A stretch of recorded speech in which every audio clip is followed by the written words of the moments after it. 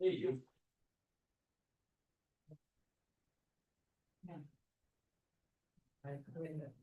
Good evening, everyone. I'd like to call the Board of Directors meeting for the Sapphire Valley Open Space Authority to order.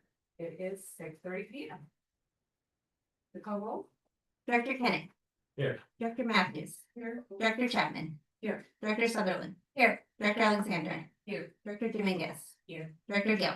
Yeah.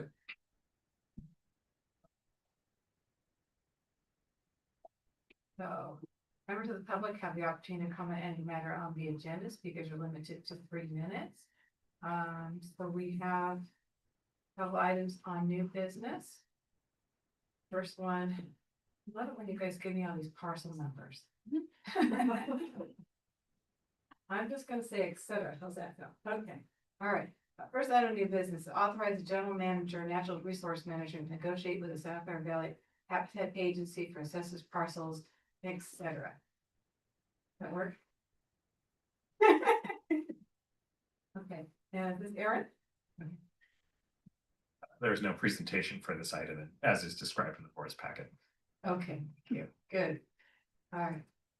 And then the other item, new business, authorize general manager, natural resources manager to negotiate with Sapphire Valley Habitat Agency and Peninsula Open Space Trust for accessory parcels 712-21004. Oh, Director Chapman, for the new business item number 1, there, we do need a motion to. Right, You do need a motion, okay, I shall move.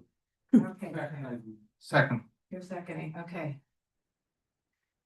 All right. Let me know.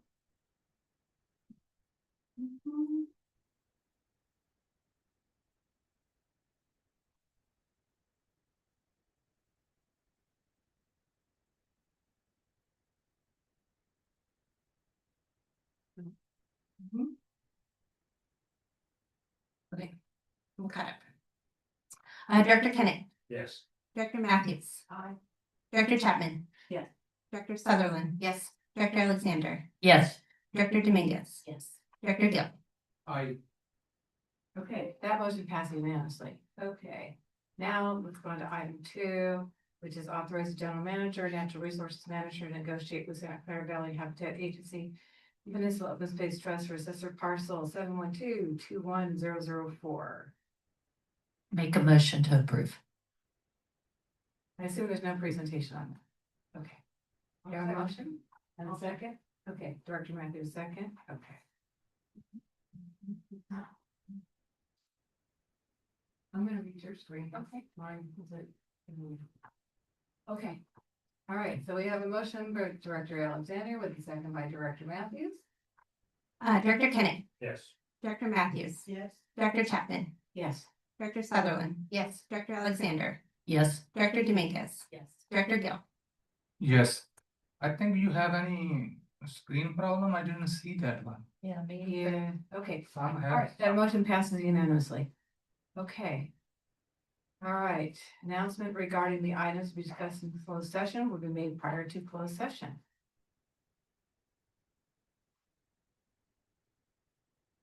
Good evening, Madam Chair. There's 3 items on closed session. 2 concern conference with real property negotiator, the details of which are on the agenda. The third one is conference with legal counsel anticipated litigation. That matter concerns the Hiller Bowman encroachment, which we have discussed before. So with that. Okay. We're in closed So session. return to closed session.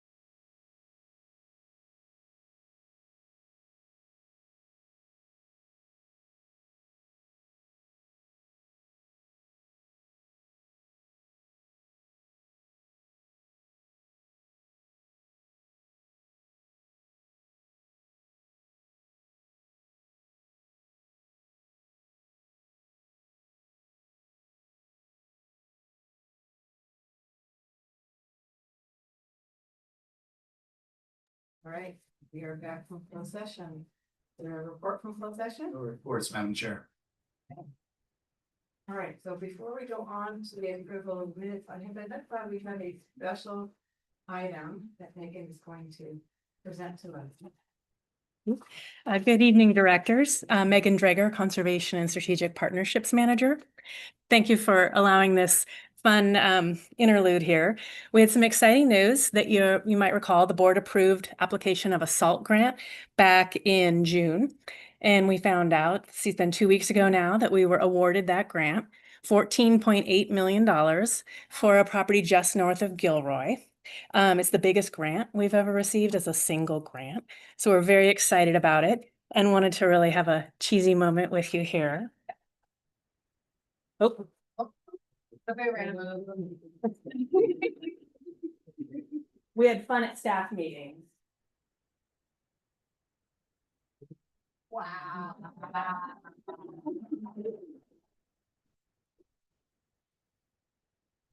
We even have a an endorsement.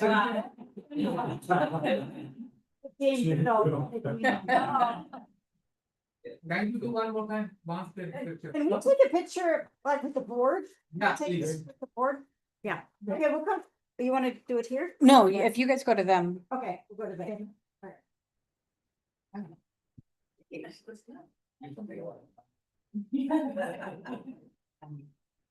Yes.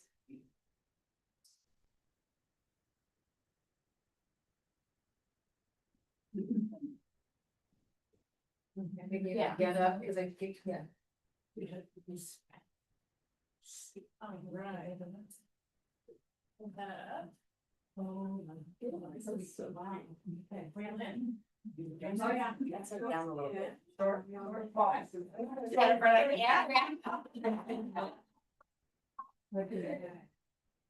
Give a handful. Andrew, can you hold your hand down just a little bit so it's even? You go up. Yeah. There we go.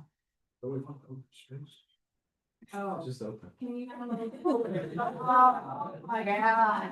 And you can't see the money.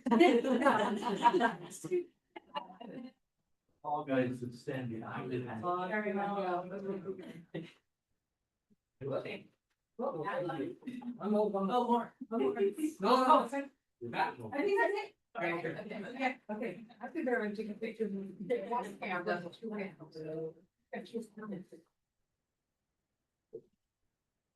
Wow, wonderful.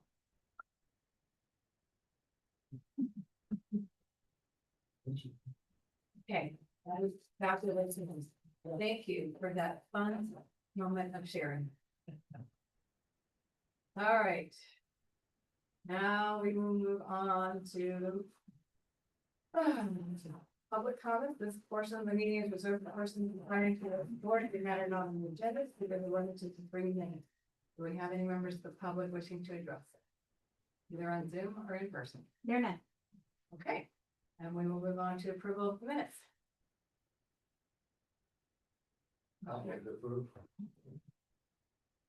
Second. Okay. The second came from Director Alexander.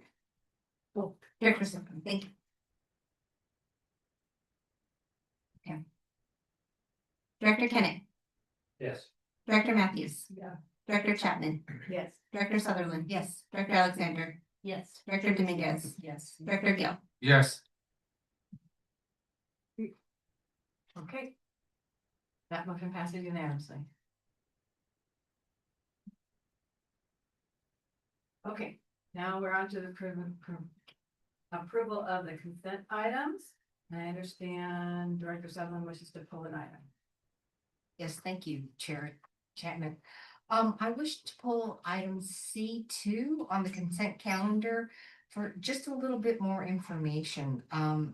This is for the 3-year extension to the current grazing and farming lease with Agco Hay on Tilton Ranch. And what I was hoping to get is a little bit more information about what was the prior agreement, the value of the prior agreement, and how is the rate determined? Madam Chair, Do we want to vote on I the, would pull the item. pull the item and then vote on And the? then just vote on the consent agenda first, minus C2. Yeah. Have a motion to vote on the consent agenda minus without C2. C2.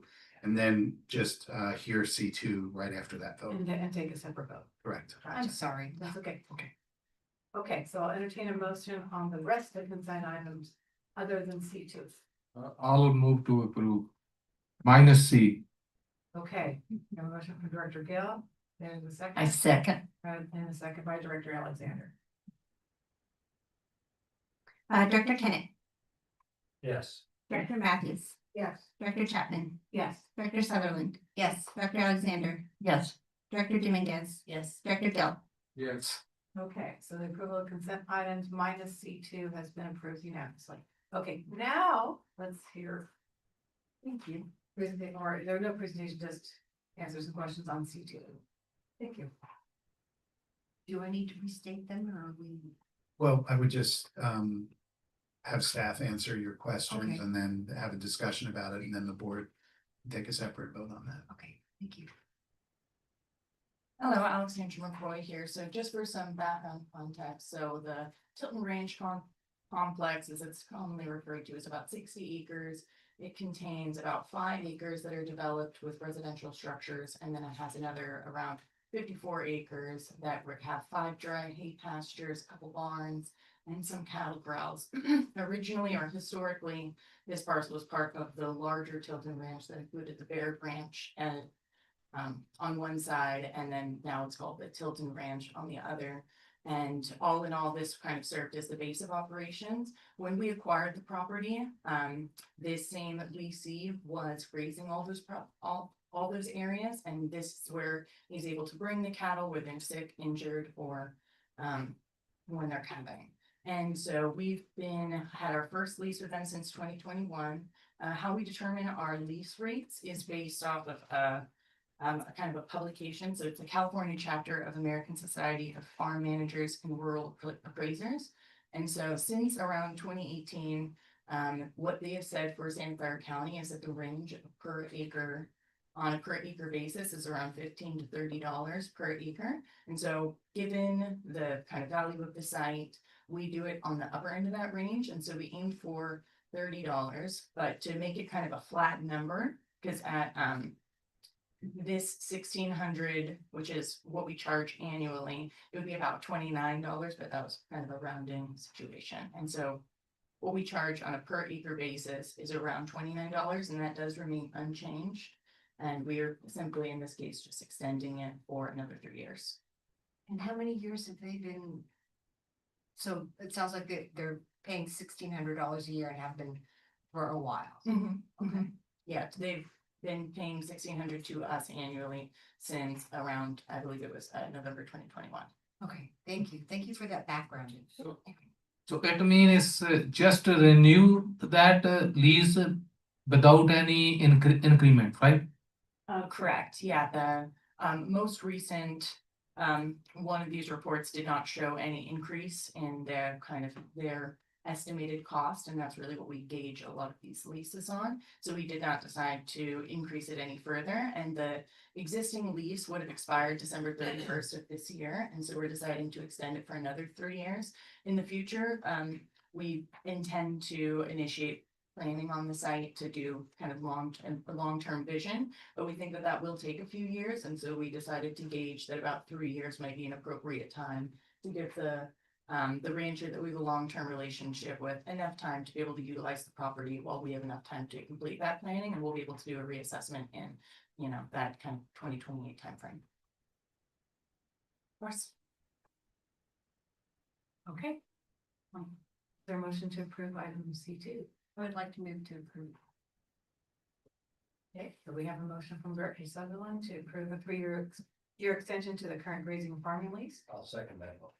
And the second from Director Kenneth.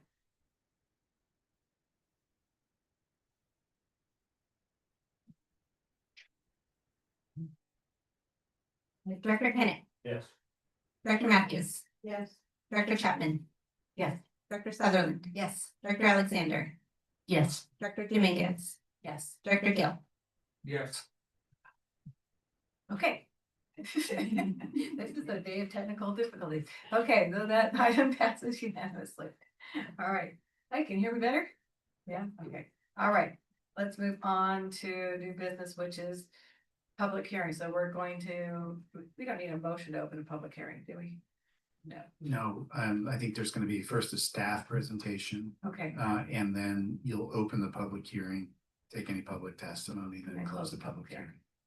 Okay, all right, so then we'll, staff presentation on approving exchange of the 0.7 acres of dedicated road property on the Rancho Canada.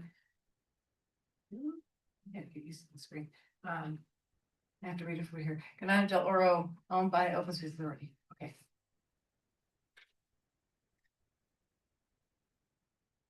Good evening, Chair and members of the board. I'm Alexandra McCoy, Real Property Coordinator, and I'm here to request your approval for an exchange of dedicated property at the Rancho Cañada del Oro Open Space Preserve.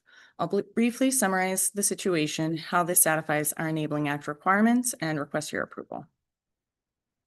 The Rancho Cañada del Oro Open Space Preserve is around a 5,000 acre preserve, and it's one of our kind of southern cornerstone preserves with about 12 plus miles of multi-use trails. We acquired the site in 2000, and then it was dedicated by this board in 2003 and opened to the public in 2004. On the southwest edge of the preserve, one of the parcels borders a private property along Casaloma Road, where an encroachment was identified.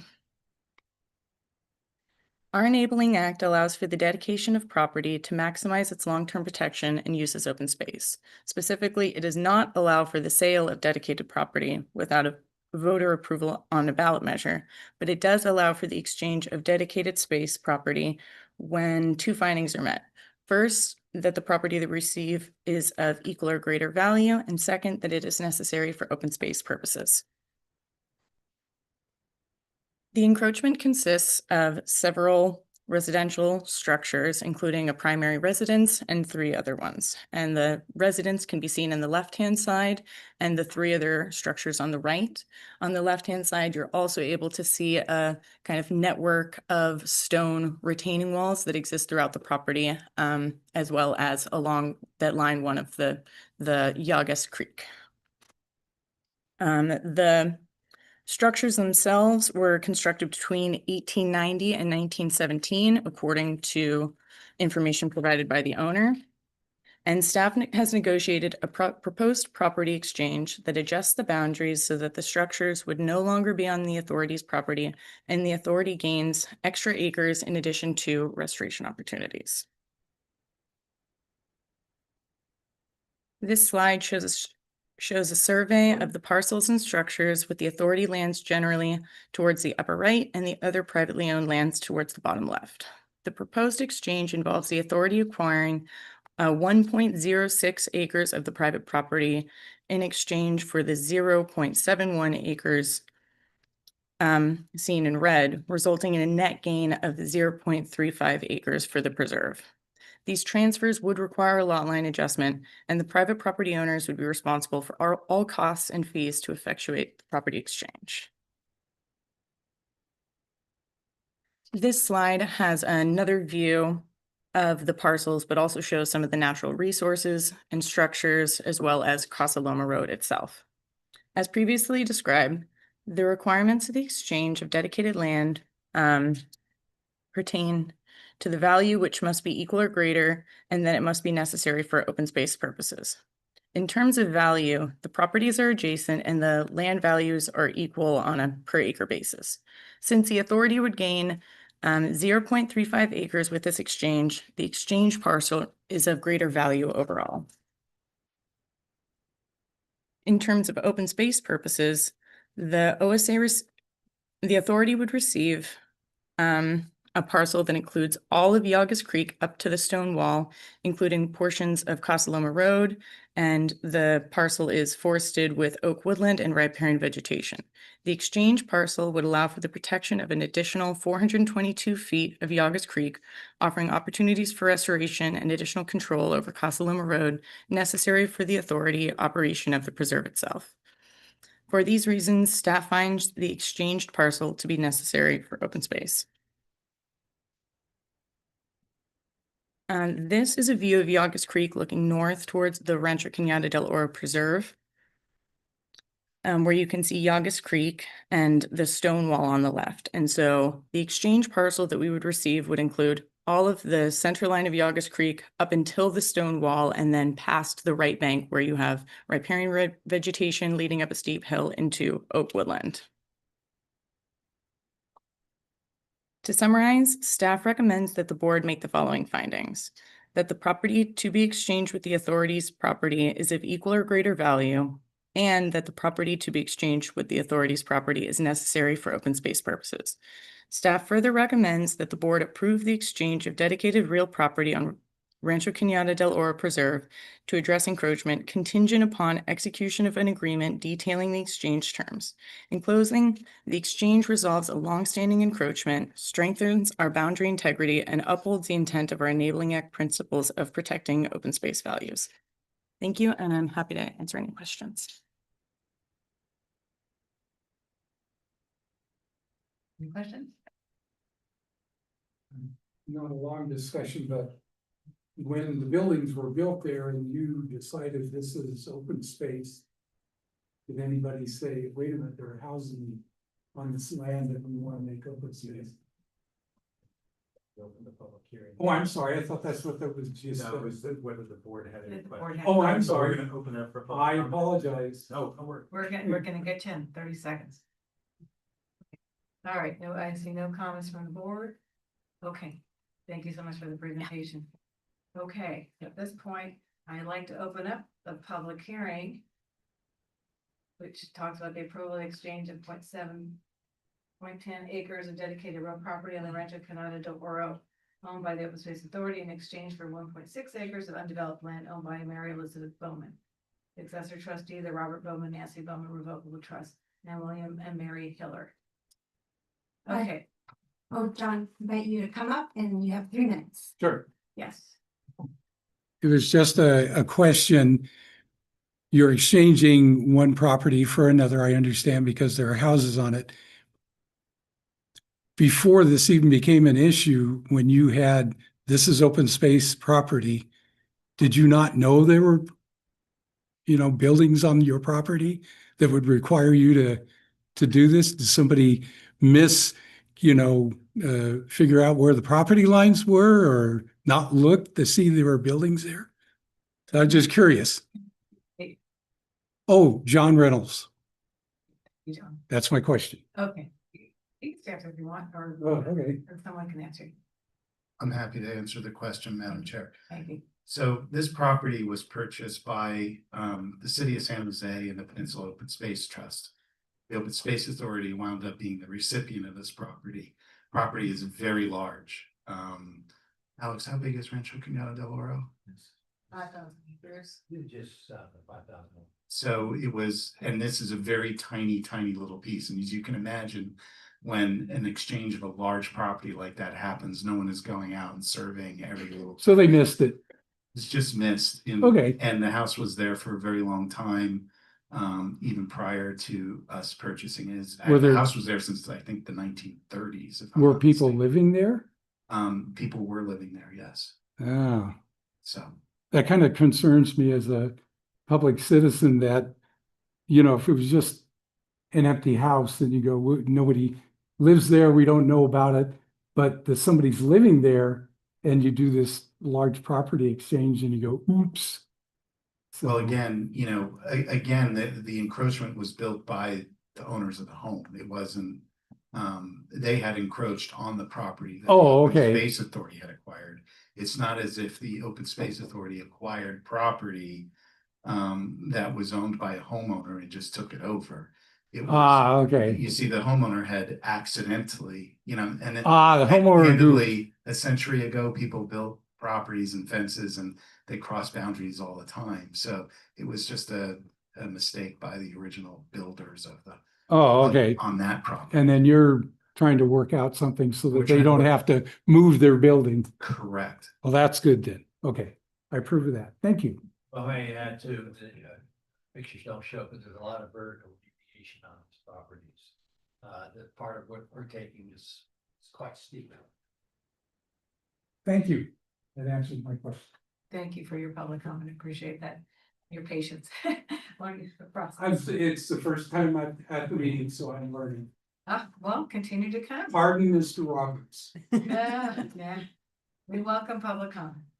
Okay, all right, so is there any other public comment for the purpose of public hearing? They're nuts. There none. And Madam Chair, I'd just like to confirm with the clerk, there are no other people on Zoom, Correct. so. Okay, so at this point, then we will close the public hearing. Correct. Okay, and do we need any action from the board? You just closed the We public. closed the public hearing, so we are good.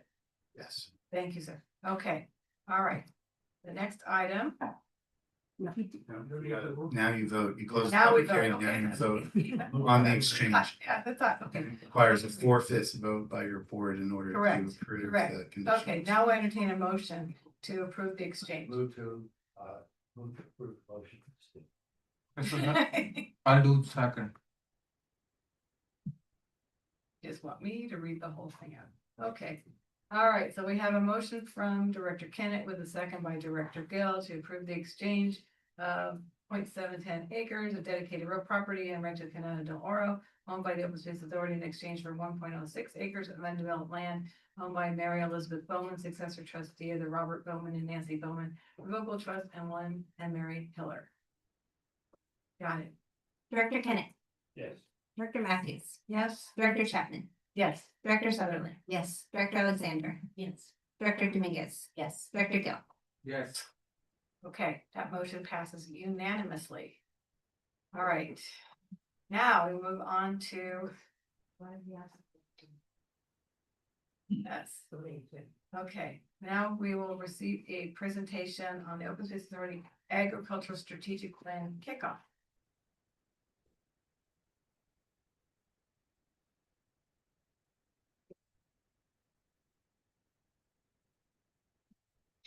Hello, board. Good evening. Nice to see you all again. My name is Ana Regalado. I'm the agricultural specialist at the authority, and today I will be presenting on our agricultural strategic plan kickoff. So today's recommendation is to please provide input on the agricultural strategic plan process as we lay it out in this presentation. One of the things I encourage you to do as you're listening to the presentation and thinking about what feedback to provide is consider any thoughts or questions or topics that came up during the agricultural tours that we went on in September, and any comments or questions that you might have heard from public or constituents regarding agriculture. So a bit of context, what is the agricultural strategic plan and why are we writing one? So this plan is meant to be a guiding document for the authority's agricultural mission and work, and it's meant to formalize how the authority works in agriculture to support farmers and ranchers towards the goal of agricultural sustainability, whether that be environmental, economic, or both. It is also meant to continue to build on the Santa Clara Valley Agricultural Plan that the OSA collaborated on with the County of Santa Clara in 2018. And to continue to build on the great work that the authority has done so far to protect agricultural lands and agricultural policy work and in collaborations with other organizations to support agriculture in the region. Some of the goals that we hope to accomplish through the creation and sort of carrying out of this agricultural strategic plan is to first and foremost define the authority's agricultural niche and to create a long-term vision and goals for what we as an authority would like to do in the agricultural space. The next would be to build a stakeholder group to inform the plan and its work. And this will be built of both internal and external stakeholders, and hopefully as well as some farmers and ranchers that are actually on the ground doing the growing, with the hope of supporting farms and ranches in the authority's jurisdiction overall, which is one of the third goals, that hopefully also has cascading positive impacts for the region as a whole. And beyond that, we recognize that this work can't be done in a vacuum. It can't just be the Open Space Authority. And so part of this plan is to continue to build regional partnerships and alignment with other organizations to collaborate and make sure that this work is not duplicative, but instead supportive of everything else being done. and ultimately to create a North Star for the agricultural program to guide staff such as myself and others at the authority that work to support ag. A couple of the topics to be explored in this process are to ask farmers and ranchers what are some of the challenges that they might face and some potential solutions that the authority could implement. Another is to explore opportunities for partnership and collaborations with other agricultural organizations and potentially funders to help invest in this work and invest in our working lands. This could look like continuing to tap in and support programs like the Agricultural Resilience Incentive Program, which is a grant program by the county, or by looking to support different pathways for farmers to access county programs or other things like county food systems and potentially food banks as well in the area. Another topic that we'll be exploring is how to build equitable and accessible pathways for land access for farmers and ranchers on authority lands. As we've acquired and protected all of these lands, we have to find a way to make sure that we're leasing them out fairly and that process is easy for folks to apply to. And then one of the last goals is to establish long-term goals for sustainable agriculture. We recognize that this work will probably take many years to implement, and we want to be able to have that vision in the long term with, a 5-year implementation plan that we can refer back to and sort of use within this time frame to inform the work being done now. And many more, right? This list is not exhaustive, and this is where we're sort of hoping to receive your input and where are the other pieces that you might want us to focus on or uplift. A brief project timeline overview. We are starting this process today with the board with this agricultural kickoff presentation. And then we'll actually be doing our initial partner engagement next week. And beyond that, the meat of the work will be done between November of 2025 and February of 2026, which is when we'll be doing research and drafting the actual plan. And that research will involve going through publications and plans that currently exist, meeting with stakeholders at public meetings and other things to really engage with these folks that are doing the work. And then once we've created a plan and staff has been able to take a look at it and also share it with partners, we're hoping to get stakeholder input in March of 2026 by talking with farmers and ranchers and really getting their in-depth view on what they think of that plan so far. And then we would like to come back to the board in April of 2026 to request your feedback on this plan that we've drafted. And we'll take all of those comments and refine the plan in May of 2026 with the hope to present to the board for final approval in June. And so now, through the chair, I would like to ask the board if there's anything you want to make sure we address in this plan, or if there's anything in particular that you'd like to uplift. And I can go back to this slide if it is helpful. Thank you very much. Any questions? Director Matthews has a question.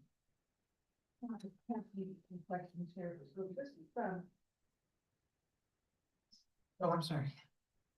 This is the creation of a strategic plan. Yes. And when you say stakeholders and partners, are those one and the same, or is there a committee of stakeholders or partners, or is it entirely developed within the staff? No, there will be a committee of external, I think both internal and external stakeholders. So internal stakeholders will be staff and decision makers within the authority that are involved in the agricultural work.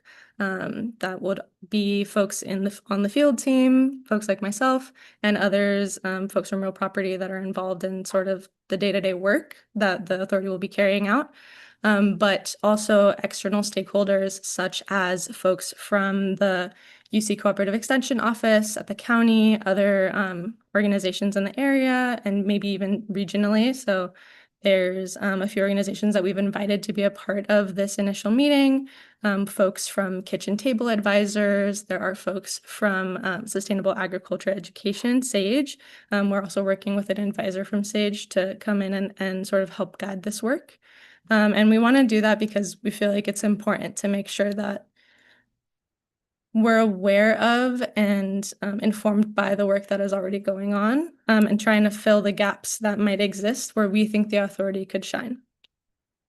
Okay, so it's not a formal committee that's gonna meet on a regular basis, you're just gonna exercise outreach Yes, exactly. throughout the process. Yeah, I think we'll probably invite the same group that we meet with next week back in January, and have those same folks that have helped us kick off this process, help us wrap up at the end and give us feedback on what we've created throughout that time.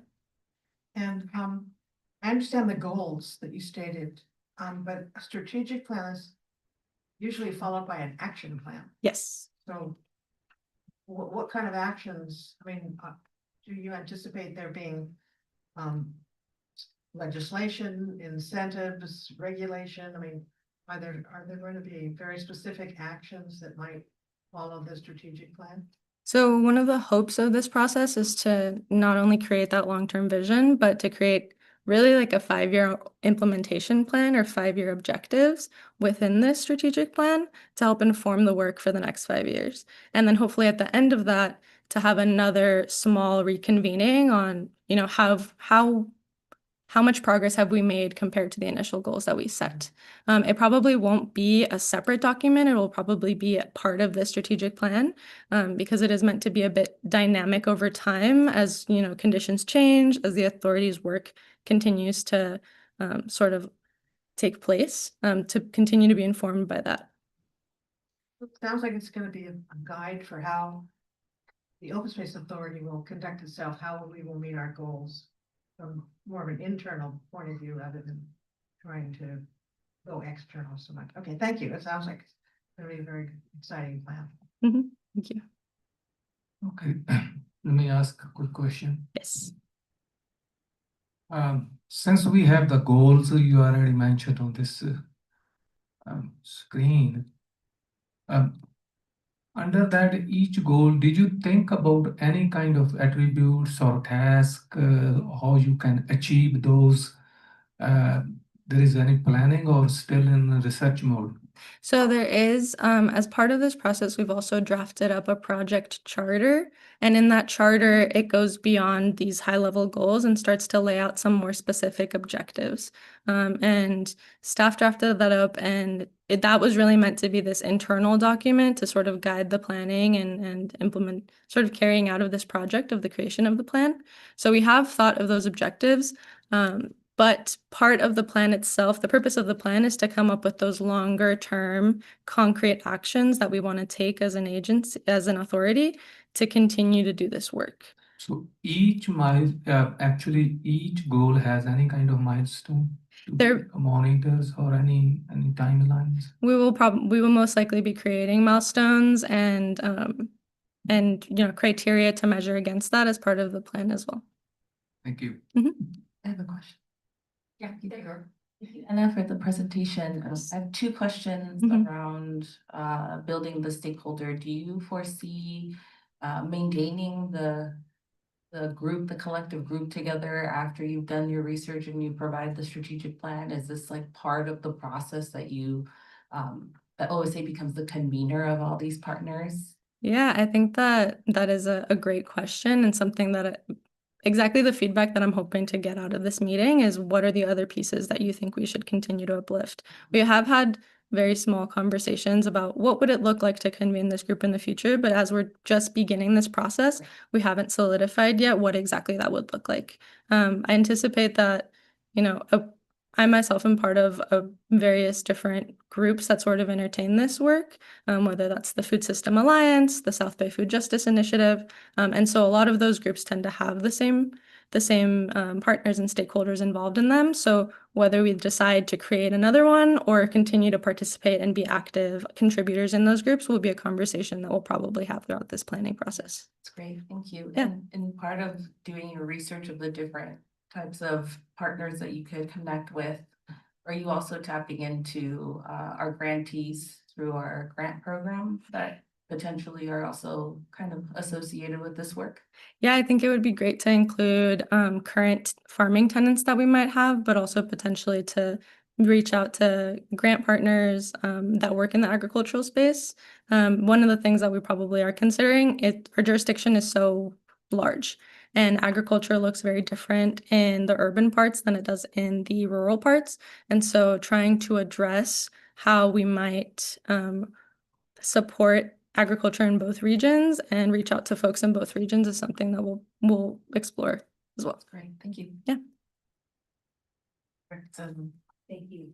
Anna, you just answered my question because I did want to uplift urban ag. because there's Yes. Several sites that are large and I'd like to know how they fit within the ag strategic plan. So thank you. Yeah, of course. Yeah, we really hope to explore the nexus between rural agriculture and urban agriculture and how they can positively impact one another and continue to build this sense of the importance of local agriculture in whatever ways that might take place. Okay. You presented this to the CAC yet? Not yet, no.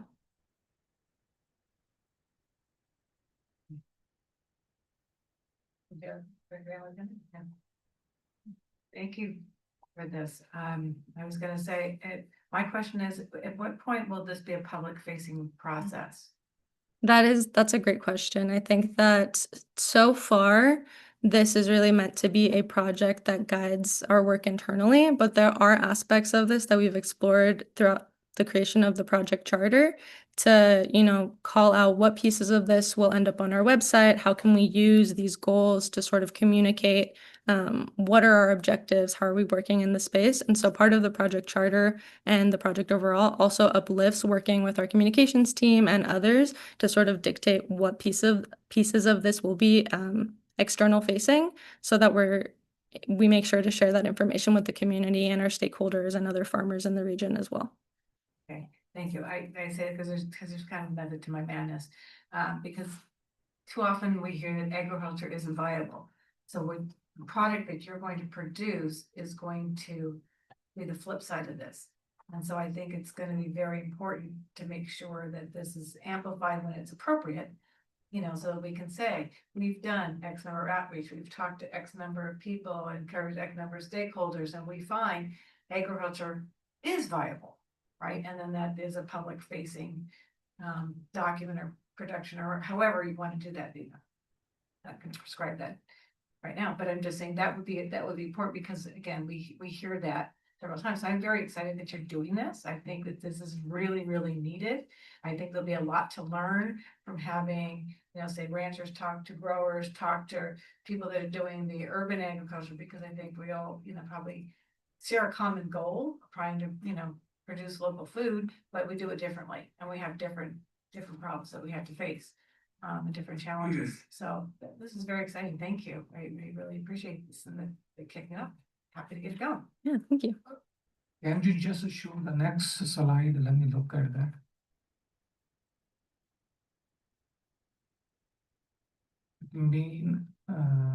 June 2026 is the completion date. Right? Yes. Okay, so just want to make sure that, Yes. thank you. It's a pretty aggressive timeline. Yeah. Yeah, Yes. but that's good. Good. Okay. Just through the chair, if I may, I would just highlight that for the last couple of years at the board's annual retreat, many board members have highlighted the importance of agriculture. And I think that's, to me, it feels like something that's kind of emerged in some ways. It's always been a part of our mission, but staff has heard you. We hired Anna, which was a brilliant first step, but this strategic plan is really in response to that desire from the board. And this is kind of like, what does doing more agriculture mean, right? So we hope to continue to engage you in this process and bring in all that outside input. So. Well, and like Director Matthews, you get to the kind of the action plan afterwards, and then there's dollar value assigned to the action plan, and so then you're actually putting some real work behind it and saying it is vital. We know it is, but I think having this is going to codify that. That's great. Okay, well, thank you very Okay. much. This is just to receive a presentation. There's no vote on this. Yes. Awesome. Thank you all so much. Thank you, Anna. Chair, public comment. Yes, do we have any public comment? Sir, if you want, you are welcome to Talk to her offline. Okay, just so you know, yes, any items you want to, contribute to. It's too specific at this point. Okay, thank you. All right, the next item is we're gonna receive a presentation on the Open Space Authority Land Management Expenditure. That's Derek is gonna do that.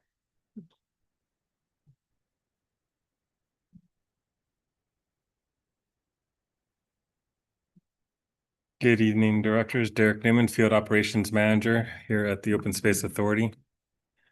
Voice isn't projecting enough. All right, tonight, talk a little bit about Field Economics 101. Now, semester's length worth of courses, all wrapped up in about 15 minutes, so buckle up. So a little bit of background. Since a lot's changed since I started here in 2001. We went from basically 3 field staff in 2001, 1.5 miles of trail, and 3,000 acres. Focus back then was really on maintaining the landscapes, maintaining fences, putting up no trespassing signs, with a little bit of recreation thrown in of just like weed whacking 1.5 miles of trail. By 2010, we had grown to 6 field staff with 1 preserve rancho open to the public and around 9 miles of total trail. And along with our natural resource items that we were doing, we were really starting to see the impact of public access at that point. 365 days a year of having to staff, which was a change from back in the day when we only had the trail and we didn't have to open up a preserve, to all the time spent on weekends interacting with the public and also doing public access maintenance now on those 9 miles of trail. Fast forward 15 more years ahead. Now we have 20 plus field staff on the books, dedicated to operating 4 preserves for public access, 30 plus miles of trails, and caring for 18,000 acres of land, plus the fee management service lands as well. So we've really ramped up now, opening up the properties to public access, which was a main mission of ours from the get-go in 2001. It has always been that. So really, really moving forward into the public access realm. With that is also the landscapes that we care for, and this kind of gives you a snapshot of those landscapes. It's also managing that landscape.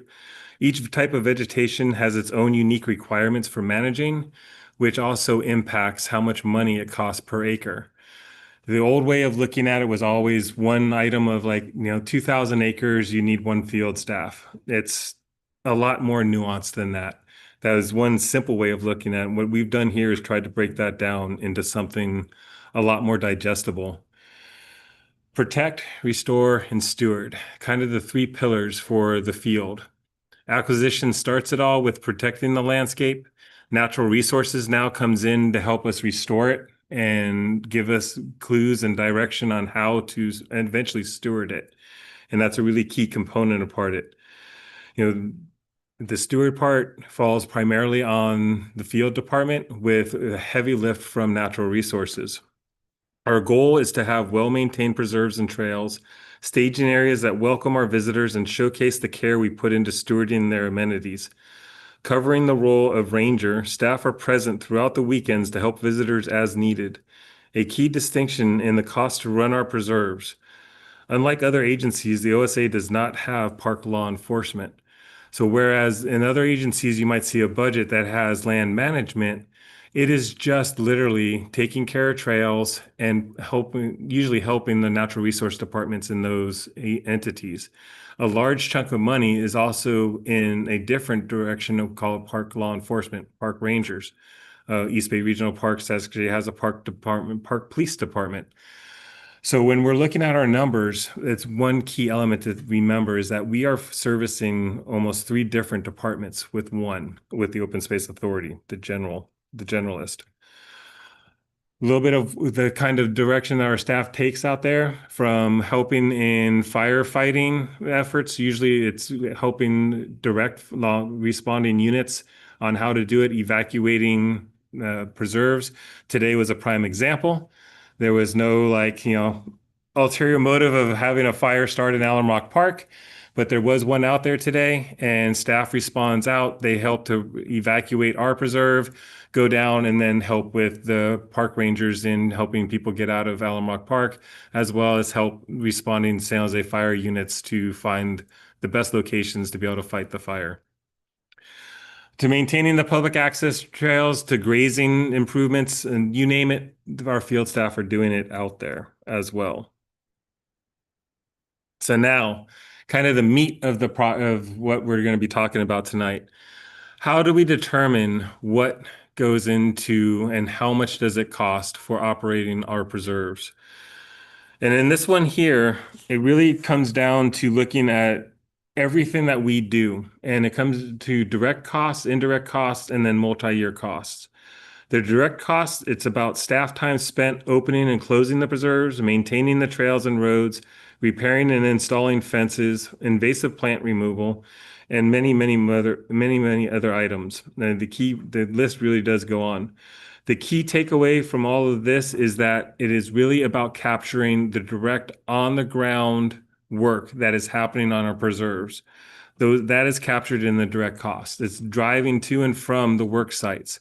It is all the time in preparing for and getting demobilization is one of the words I use. When you get back and you're cleaning all the equipment, all of that is factored into the tasks at hand out on the preserves. Indirect costs are really about all of the support that we get in the field from all of the other departments within the Open Space Authority. So it is the GIS support that we get from Anna. It is the planning and design and construction support that we get from Lucas's team. It's the administrative team that helps us with any HR things for the field staff themselves. It is a total agency-wide cost of per person wrapped into helping the Open Space Authority field staff do their jobs. And then we have multi-year costs, which are anything that is not a reoccurring per year, but it is a lengthy period of time in between. These are, you can think of as a roof replacements on structures that we have, major road repairs that take place every 5 to 10 years, repaving parking lots like we just had done out at Rancho Cañada del Oro this year. All of those one-time costs, or not even one-time, reoccurring costs that happen in over multi-years. Think of it as the board elections that each of you go through. Every couple of years, we have to set aside money for board elections. It's the same principle in the field as well. A key takeaway for this one here is really about, again, that holistic look at how we come up with the costs. It is really trying to be thoughtful, and it's not just about work on the land at any given time. It is a multi-year look at each preserve. We do not try to service every single item that happens on our property. That would be almost impossible to do. Our field staff would probably be about 200 or 300 people, and we'd have a $300 or $400 million budget each year trying to do this. What it really is about seeing what needs to be done before it gets into a critical state where we have to spend money to repair it.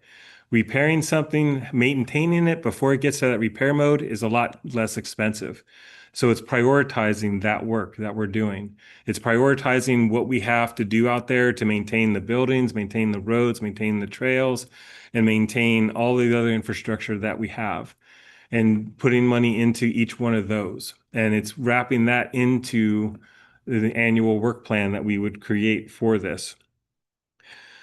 Not only are we being responsible with our funds in this way, we are also keeping long-term costs down. And we really try to work to keep the landscape and visitor amenities well maintained, not perfect, while ensuring that we do not let items fail or compromise safety, both for the landscape, for our staff, and also for the visiting public.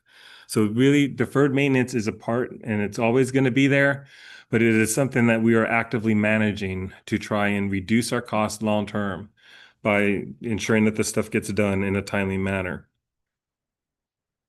So here's a graph that shows kind of the breakdown of what it takes to manage the preserves, and kind of what we've all been waiting for here. We have public access in blue, we have stewardship in orange, and then the indirect costs in gray. And the gray indirect is servicing both the public access parts and as well as the stewardship parts. Note that the public access costs, this also includes the public safety costs that are in different departments at our sister agencies, as I had mentioned before. Also included in here is the maintenance of all public access facilities. As the number of visitors have grown, the wear and tear on our facilities increases. We strive to have a 20-year-old preserve like Rancho look as if it's only half its age, which I hopefully, if you've ever gone out to Rancho, you've looked at that, and a lot of that fencing there was built back in 2006. And it does not look like it is 21 years old. It's because of the maintenance that we do yearly on the preserves themselves. Keeping our facilities maintained leads to a more enjoyable visit, as well as provides additional visitor safety. A key takeaway here is the impact of future budgets as additional preserves come online for public access. And as I mentioned earlier in the previous topic on this one, additional trails at existing preserves have less of an impact than brand new preserves. What that means, it's a lot more expensive for us staff-wise to have a brand new preserve as it is to add additional amenities like we're doing out at Rancho Cañada del Oro. Adding on additional trails, putting on even a new staging area at a preserve that we already go to has far less fiscal impact than we do at opening a preserve. When we open a new preserve, you can see that blue chunk that used to be the orange. Now we're going to have a really large blue chunk that's going to be going toward public access. So funding needs to be appropriated to be able to open up these preserves in the future as well. And then, so forecasting the future costs. We are constantly gathering additional data to help refine our funding needs and working with planning, design, and construction for new projects that ultimately lead to new preserves or visitor facilities. One key takeaway here is grant funding. There are a lot of opportunities for grant funding to fund purchases or to fund a repair job that is directly related to public access, but the regular operations and maintenance, it's really hard to locate grants that are willing to give money for staffing costs. One time, they're going to be able to build a beautiful facility or like what you just approved in the consent calendar, an excavator, grant for an excavator. Awesome to do that. The grant with the excavator, though, is going to come with years and years and years of operator costs and maintenance costs on that the excavator to go out and actually perform the jobs on the ground. So it's really about looking and seeking whatever outside funding that we can to ensure that we can continue the operations and maintenance at the levels that we do. Another quick graph here to highlight what that looks like as our maintenance cost goes. In blue is the Sierra Vista Open Space Preserve, probably our most expensive preserve, simply because of the operating hours that we have in after sunset, the amount of safety staff that we would need there to close the preserve as opposed to one like at a Rancho Cañada del Oro, and a lot more trails. So that one has our highest visitation and it will be the most expensive. Again, depending on the preserves that we open, not all of them are going to have this kind of graph on it for the public access.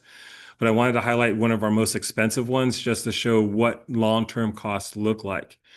Ever so slightly in there are little bumps in those lines. It's hard to see on the graph. It's a little bit easier to see on mine.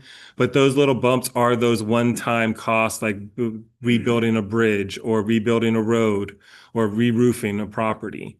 They're shown in this graph, but it's negligible in the long-term overall average of running a preserve. And then the other part of looking ahead is really how do we become more effective and more efficient at spending the public's money? And one of those things is looking at technology as one of the key factors in reducing our costs overall. That is deploying GIS more efficiently and effectively as that department builds out and provides resources for us. the asset management system, which hopefully will be coming to this board at some point in 2026, 2027, which is a system, a technological system to allow us to manage our properties more efficiently, tracking how much time we spend on each item that we do and perform out there. And that all backfills into the data that we need to ensure that we are getting really good estimates of how long it takes to do items and how much it costs to do those items. Drone use will be another one that will be heavy for us. We're looking at using that for in a number of different ways. Invasive plant management is one of them. Also looking at remote sensing and a bunch of different things that allow us to more effectively cover ground faster. And we can use it and then internalize it into the computer, and they can analyze it a lot quicker. Also investing in our equipment, as the board has, thankfully allowed the consent item for the excavator to move forward. Investing in our heavy equipment is essential. It allows us to do more with less staff-wise. It also provides an opportunity for internal staff to grow and expand their skill sets and get more enjoyment from their long-term careers here. One of the things I hope the board recognizes is that we have long-term employment from a lot of our staffs. They love it here, and being able to have them be able to grow their careers here from a latter step is really, really awesome, to be able to allow them to have more satisfaction for their, basically given their entire working career here to the Open Space Authority. We very rarely lose people out there. With that, questions. So I hope I did that in 10 minutes, tried to get it to that. But hopefully, the report in this, really gave you some things to think about and hopefully give me a lot of questions. I am ready. I'm married to somebody that does facilities, so I hear about this all the time. But he did it for a school, so I understand. It's kind of a thankless job, but you're very well needed, and without you, everybody would go, what, wait, this is, yeah. So, you're the person they're gonna call in an emergency, and that's a critical job. So thank you. Thank you. Yeah. Ready to go? You have a comment? Yes. Actually, since we have a lot of equipments we are using, and my question is that then how you can just use any kind of, first of all, technology is the best thing. I really love it if we can use that. The other thing is, so the current right now, so what kind of process you are using to prevent, like the preventive maintenance? Because since we have a lot of equipment, how you know that, oh, this needed to be all changed? Or can we just look at the transmission oil is okay? Tire has the airs, or those kind of things. You have any kind of process you just using and tell your technicians to follow that? Yeah, through the chair on that we use a maintenance management system. So it's basically a set of spreadsheets that we use that will track how often maintenance is done on fleet, in that instance there, for our vehicles. We also have ones that will tell us the frequency that we should be out doing brushing on roads and doing any kind of weed whacking on the roads. They fall into basically seasonal patterns on that, so we know that. We do yearly inspections around this time of year on all of our facilities in preparation for winter, which will identify any problems that we have not seen during the year. So all of our roads will get checked, culverts will get cleaned, bridges will be inspected, buildings will be inspected, roofs will be inspected, and we end up using that data to inform what needs to be repaired for the next following year. So you just assign somebody to do that job, or? Yes. Okay. So all of our open space technician 1s and 2s and leads will be doing that coming up in this next month. Okay, so just use the technology, sensors. Mm-hmm. I can tell you are sitting inside the room. The sensor will tell you this machine need to be has some kind of problem before it go worse. You can do that. We're starting to get electric vehicles, and they tell us a hell of a lot more about what their conditions than the old ones do. Yeah. Thank you.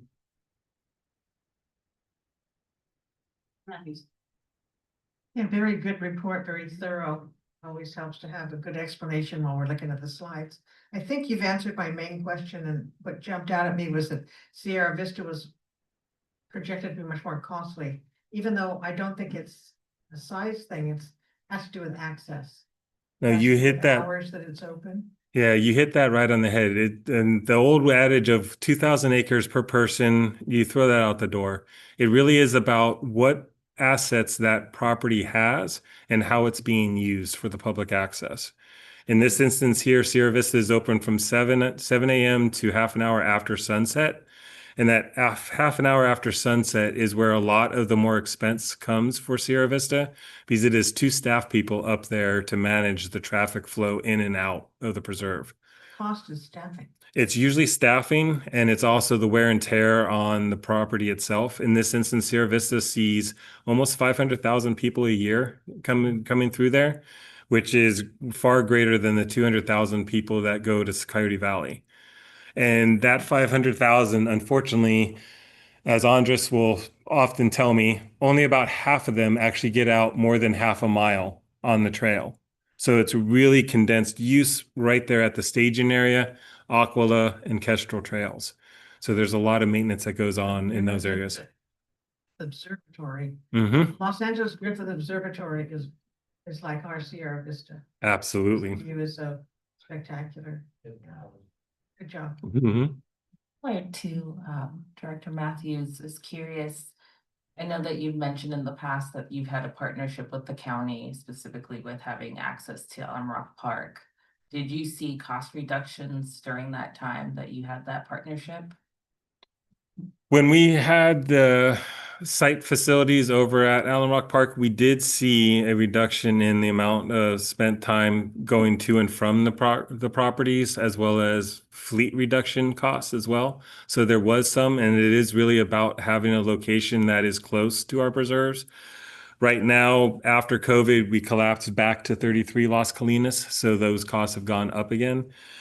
Real estate out in the east side of San Jose is hard to come by with what we would need. And we found when we did a research back in like 2022, we found some buildings in Milpitas that would work, but it just wasn't, the cost benefit wouldn't have been significant enough to be able to pull that trigger.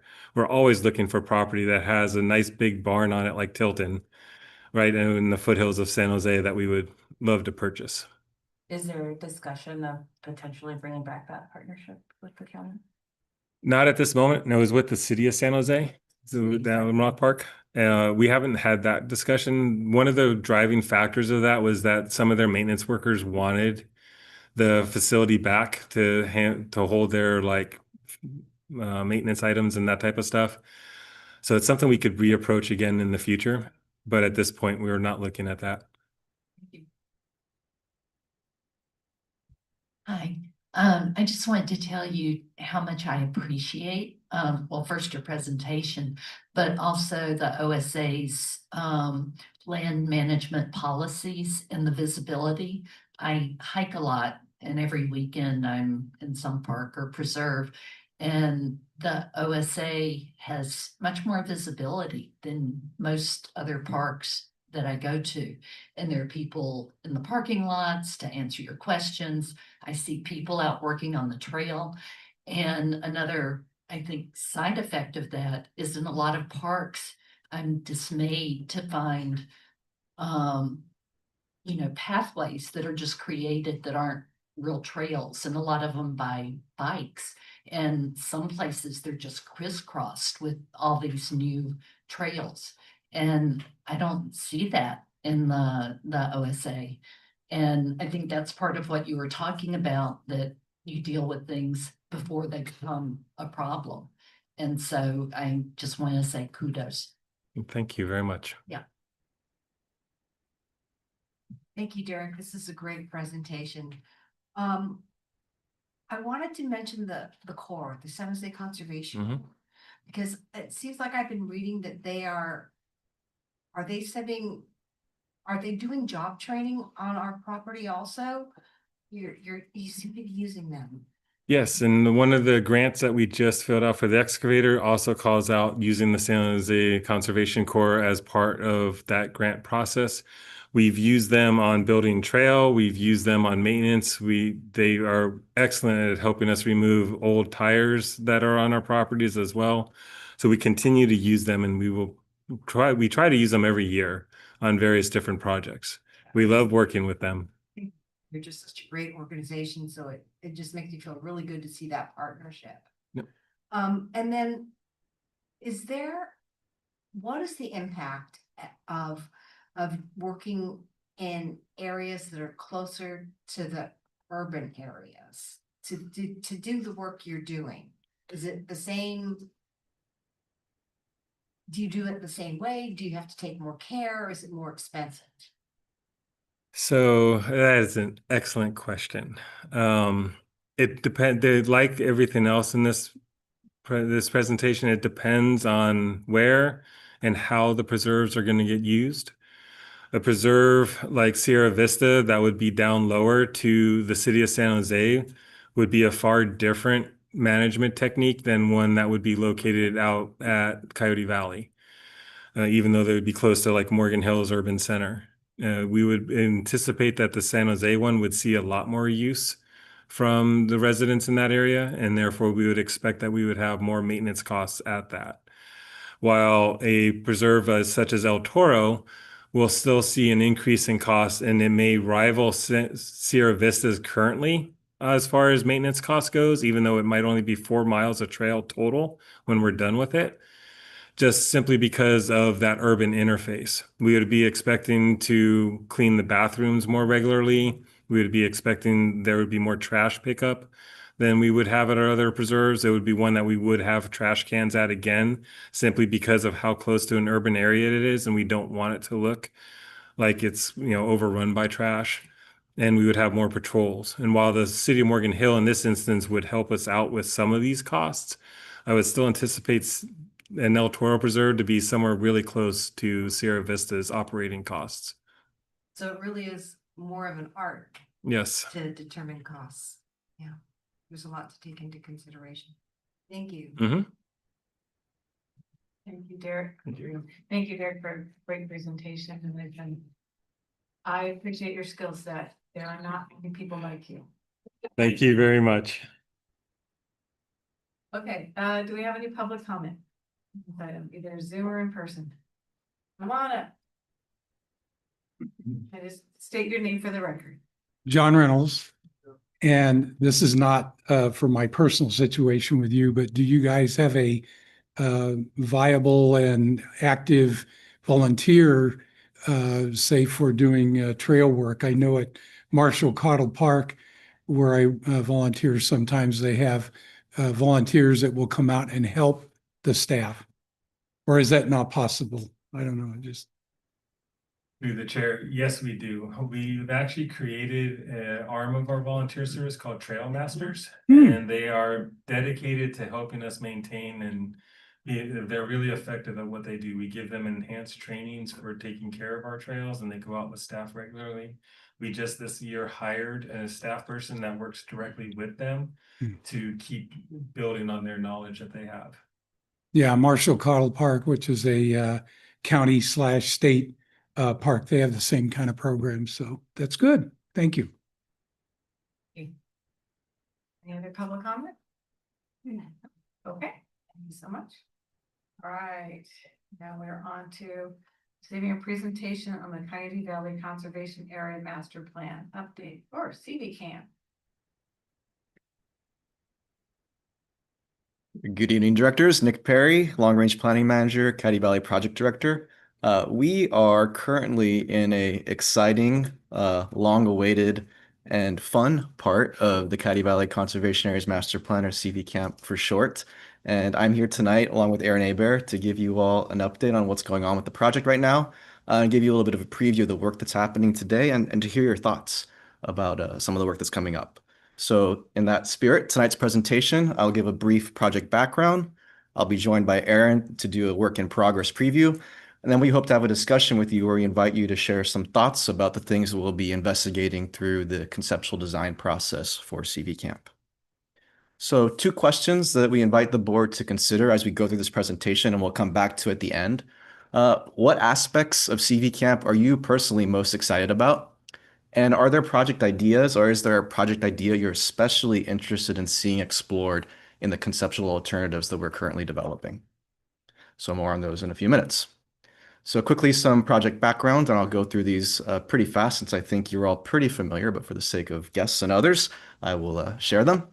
Caddy Valley Conservation Areas Master Plan is led by the Open Space Authority with our core partners, other land-owning entities in the project area, Post Peninsula Open Space Trust, and the City of San Jose. It's covering over 1,500 acres, those yellow acres there on the flat part of Caddy Valley between the Santa Cruz Mountains and the Diablo Range. It is historically a rich mosaic of habitats stretching from Laguna Seca on the north or the right side of this image, wetland, perennial ponds, complex wet meadows, oak savanna, and we have an opportunity you see in the red outline there, that's the CV Camp properties, to restore much of that rich mosaic through this project. Speaking of the water resources in Caddy Valley, the top image is a historic image of Laguna Seca looking south towards Morgan Hill. You see what was then an 1,000-acre wetland with some perennial ponds, tule reeds going for as far as the eye can see.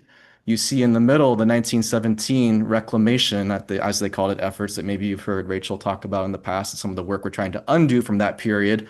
But the image on the left is them actually digging out Fisher Creek to drain Laguna Seca. The image in the middle is them burning the marsh, and then the image on the right is them cultivating it for agriculture. But even today, with all those changes, Laguna Seca is still a really important water resource for Santa Clara Valley, which we have the opportunity to restore now. Agriculture is and was a huge part of Caddy Valley. On the image on the left is from 1940, looking close to the intersection of Bailey and Monterey Road. You see all the dark colors are orchards covering much of the valley floor, part of the larger Santa Clara Valley of Heart's Delight. Today, agriculture is still the predominant use there, primarily hay fields and row crops, but agriculture will remain a major part of Caddy Valley, and it's another huge aspect of what we're planning, working really closely with Ana Regalado and folks that she talked about earlier tonight. And then finally, and last but not least, the high importance of Caddy Valley as a landscape linkage for wildlife and as being this last chance landscape for connecting the Santa Cruz Mountains to the Diablo Range to ensuring safe and healthy populations and movement of wildlife through our region. So all those goals and more are the focus of CV Camp, 10 goals in total. And the last time we came to the board, we presented a reorganization of our team and hiring new consultants that are kind of charged with different aspects of the plan. So on the left, we have the Connecting People to Caddy Valley team led by the team CMG Landscape Architecture. They're really focused on public access, interpretation, how to boost the economy through things we do and engaging the public. On the right, you have the Caddy Valley Landscape Linkage team led by H.T. Harvey and Associates, focused on habitat restoration and that landscape linkage, water resource restoration, and adapting this land to climate change. In the middle, there's a lot of overlap, planning agriculture, thinking about transportation infrastructure, and then just making sure that the larger holistic vision for the protected lands looks at the larger picture for Caddy Valley and the region. So this little collage kind of shows where we've been. 2023, lots of site assessments, lots of studies, lots of reports that would be great bedtime reading that really were important for us understanding these lands once we protected them and we had access to them after they'd been held by developers for so long. Those are all summarized into a nicer, easier to read report called the Understanding Caddy Valley Report, which we spent last summer sharing with the public through a series of workshops in Morgan Hill and San Jose, virtual events and pop-ups, which you see a collage of there. And then in winter and spring, while we were transitioning the consultant team, your staff worked in-house to develop an opportunities and constraints report. And that was kind of a thorough assessment of everything we've learned and everything we wanted the new consultant team to be aware of before they started doing the planning work we'll talk about in a minute. So we are over halfway through this long and wonderful journey of planning the future of Caddy Valley's conserved lands. We are now in the conceptual plan alternatives phase. That sounds really wonky, but it's basically when we create a series of options that help us envision potential different futures for these lands. And we're going to want to get a lot of input from stakeholders and experts from you, from the public, on which path we want to take forward into a preferred concept plan in 2026, and then take into environmental review in 2027. So with that, I will welcome Aaron to join me up here and talk about some of the work that's in progress. Good evening, Board of Directors. Aaron Abear, Natural Resources Manager. So as Nick mentioned, we've been doing quite a bit since that Opportunities and Constraints report with our new consultant teams. You can see me here with Sabella Kraus, one of our agricultural advisors, looking at Mid-Coyote Valley. We've had several charrettes or kind of big get-together workshops that have helped us kind of depict, what are the different restoration opportunities and possibilities, sort of based on our expert opinion, our local knowledge, based on what makes sense. So here you can see some, some sketches that we made actually in this very room that depict a variety of alternatives that achieve kind of different habitat and watershed restoration benefits. It's just kind of like this kind of blue sky phase of things.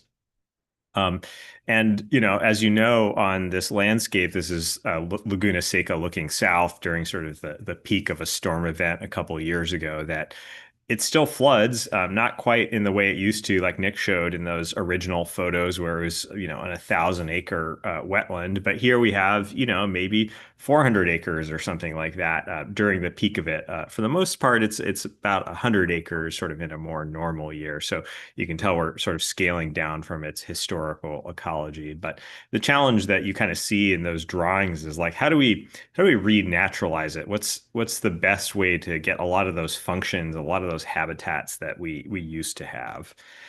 To do that, we've highly instrumented, to Director Gill's point, put a sensor on it. We've done it all throughout Coyote Valley in a number of areas, working with existing monitoring tools that Valley Water has for both surface water and groundwater.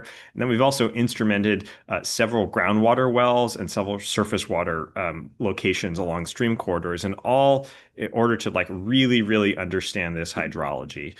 The kind of work that we're talking about to restore these watersheds is in the tens of millions of dollars. So you want to spend quite a bit of money actually studying and refining your designs before saying, let's just get in there with our bulldozers, right?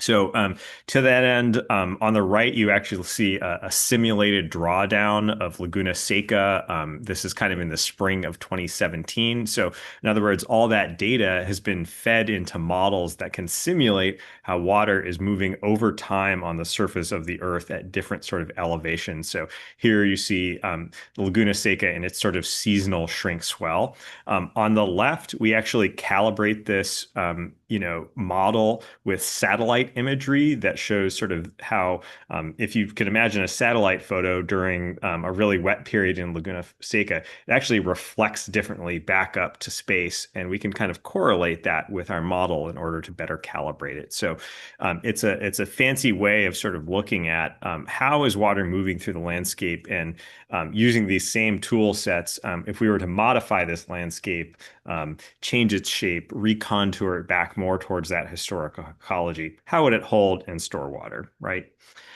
Similarly, on the groundwater side, we've also used all the different wells, the Valley Water wells and the wells that we've drilled, in order to depict seasonal variations in groundwater depth. So what you see in this figure is blue is kind of like groundwater is right at the surface. And you'll notice Laguna Seca groundwater this is January 2024, groundwater is basically at the surface. In other words, if you were to dig a shovel, it would be wet during that time of year. As you go sort of further south, it gets to be, 5, 10, 15, 20 feet, especially as you get towards Morgan Hill. But a lot of the 1,500 acres we have is actually kind of on the wetter side, as you might notice. In other words, groundwater is often less than 5 feet below the surface during winter times. After a couple months of rain, and again, this is using all that data, what you can see is groundwater in much of the project area is actually quite close to the surface. Some of the board members may recall a couple of years ago, about 60 acres of walnut trees died along Santa Teresa, right near sort of Palm. And well, that was really from groundwater actually coming up and sort of drowning the trees from below, right? And here is a sort of model that shows how groundwater sort of seasonally comes up. So we're, of course, incorporating that knowledge into our agricultural planning, but this also helps tell us, well, if we were to build new ponds or wetlands in those areas that are kind of in blue and green in this figure, you can see even if you just kind of dug a hole in the ground, basically, water would sort of seasonally come up and create some of those habitats that we used to have. And this kind of blue and green is much more like that historic 1,000-acre wetland that we had in Laguna Seca. So really cool information that, again, helps us calibrate those very expensive decisions that we'll ultimately be making in these restoration alternatives that Nick will describe for you. But there's more to the landscape than water. These are our focal species. This is kind of the basis of this whole project. Nick showed that big kind of high-level linkage map from the Diablos to the Santa Cruz Range. Well, these are all the critters that we actually hope utilize that linkage. Obviously, the birds will fly over it. Some of the aquatic species like tiger salamanders will be walking between our ponds. Same thing with western pond turtles. But a lot of those terrestrial species, mountain lions, badger, bobcat, deer, ground squirrels, they really need some of those crossing structures that our partners at Post are working on. And I'll talk a little bit more about those. But so as we're doing all this water work, we're also thinking about the species.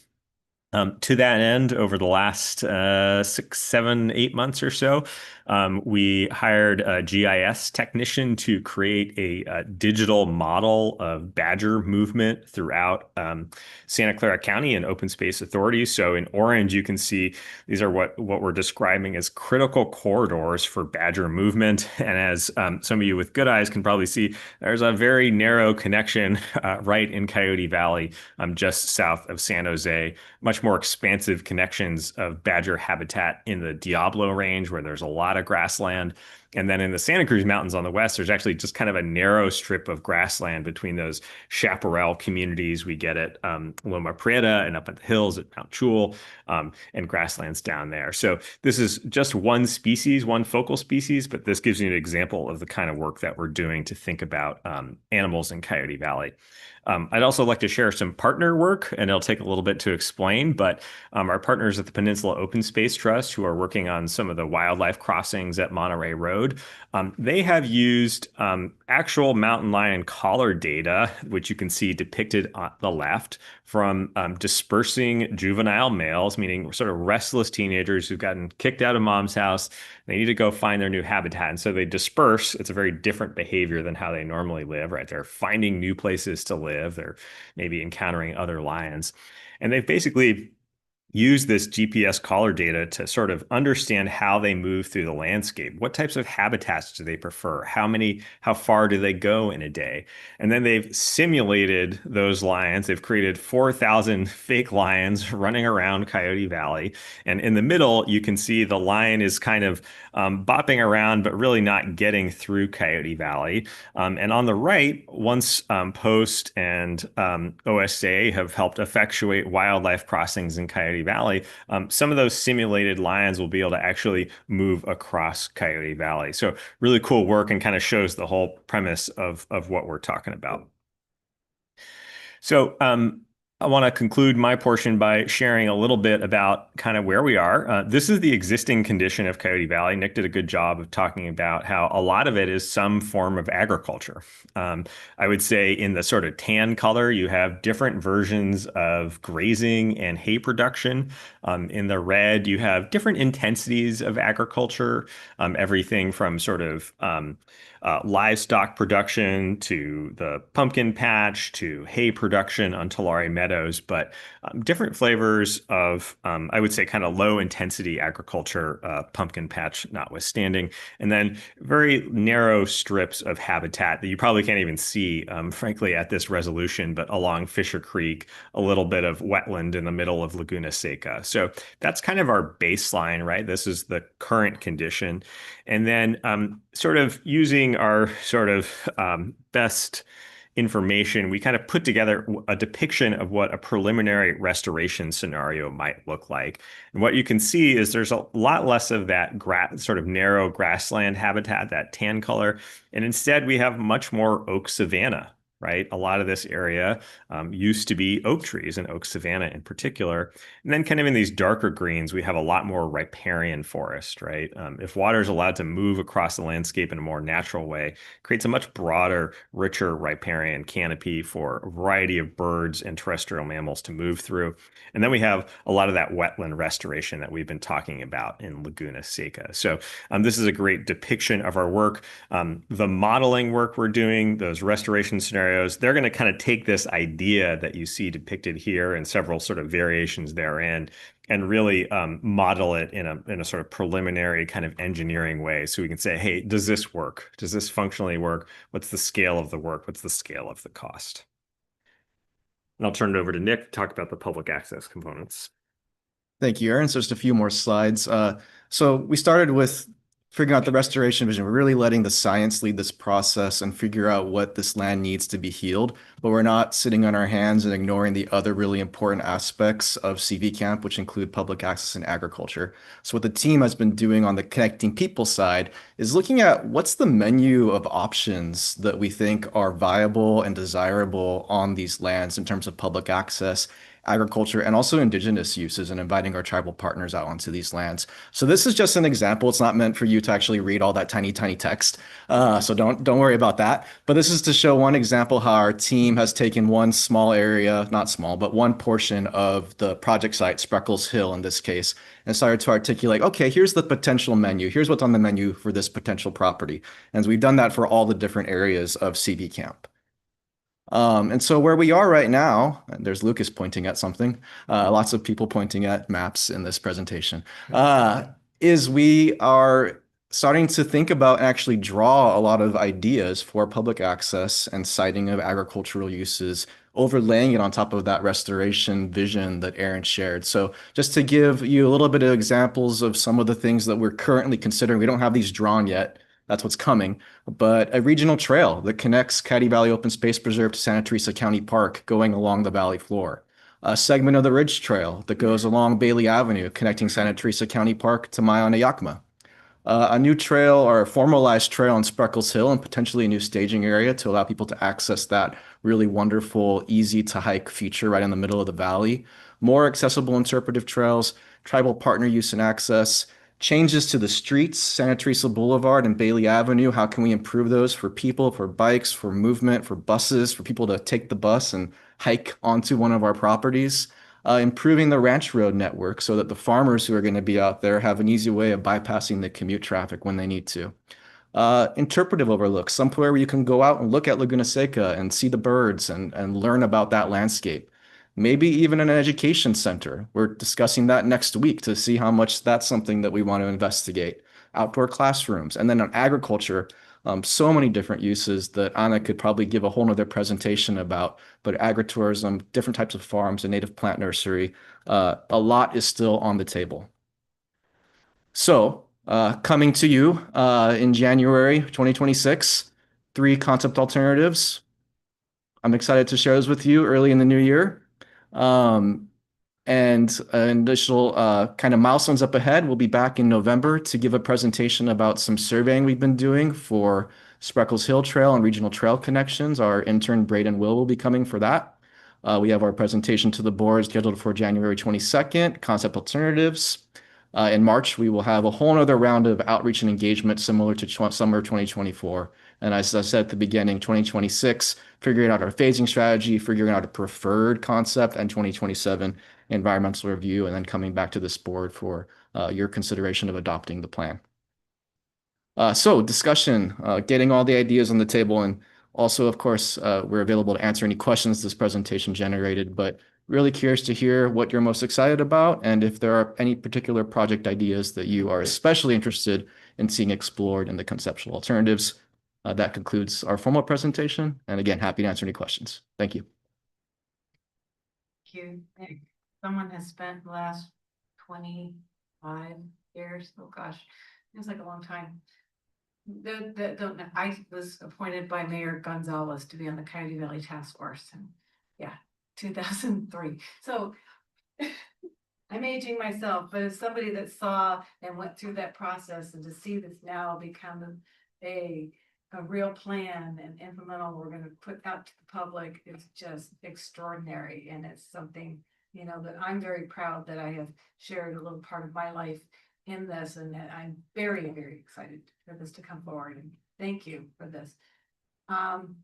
Real quick off the top of my head, when I hiked Coyote Hills, East Bay Regional Park, I kind of got, you know, before you get to the, you go up to the top of the hill, you have the wetland, you have the staging area, and you're overlooking, you're kind of walking in the wetland, but you're not in it. I kind of picture that for maybe Laguna Seca, so that way you see it, but you're not in it, you know, so you get an idea of what it is.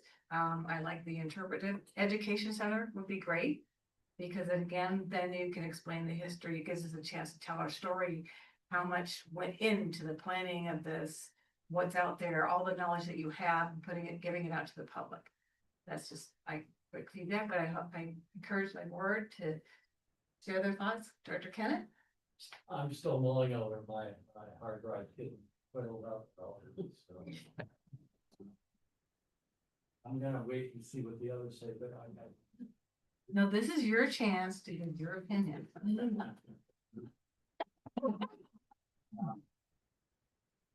it sounds like you have it covered, and you're just looking for more to come. Yeah. You definitely have it covered. Why don't you pick on me? You have it covered, and you'll never get to know. It's one of these things that'll never be done. And I'm okay with that because times are gonna change. Just the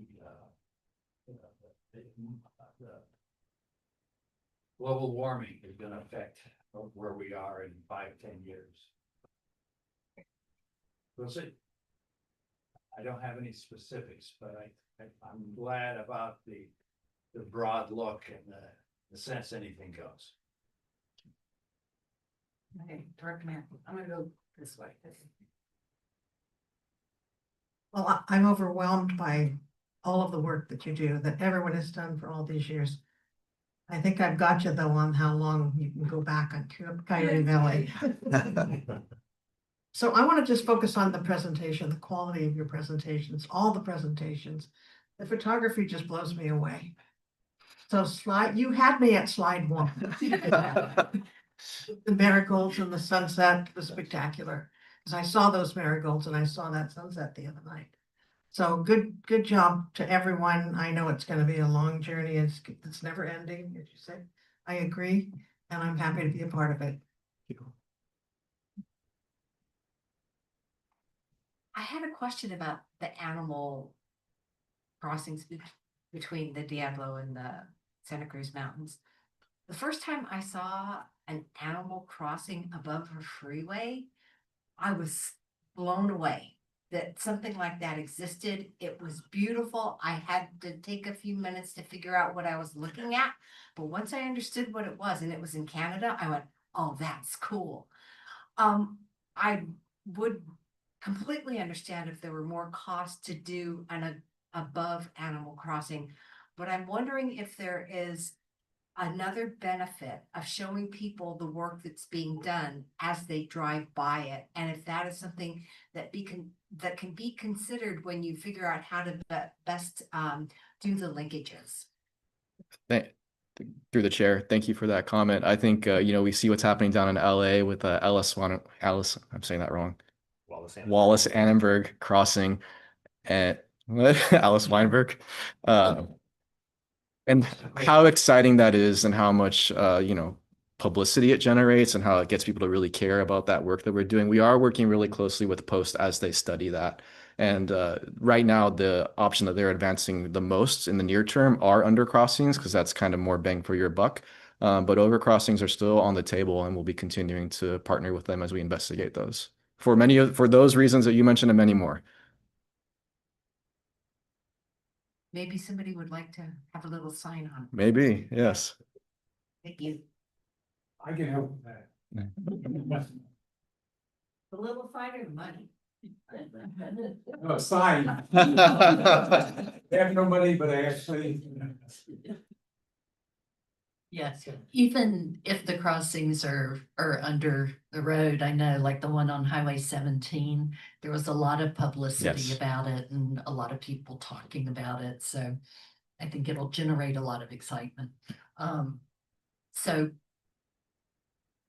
I see we're not really choosing like one aspect, and I think they're not mutually exclusive, right? We Correct. can do many of these Mhm. at the same time, which is great.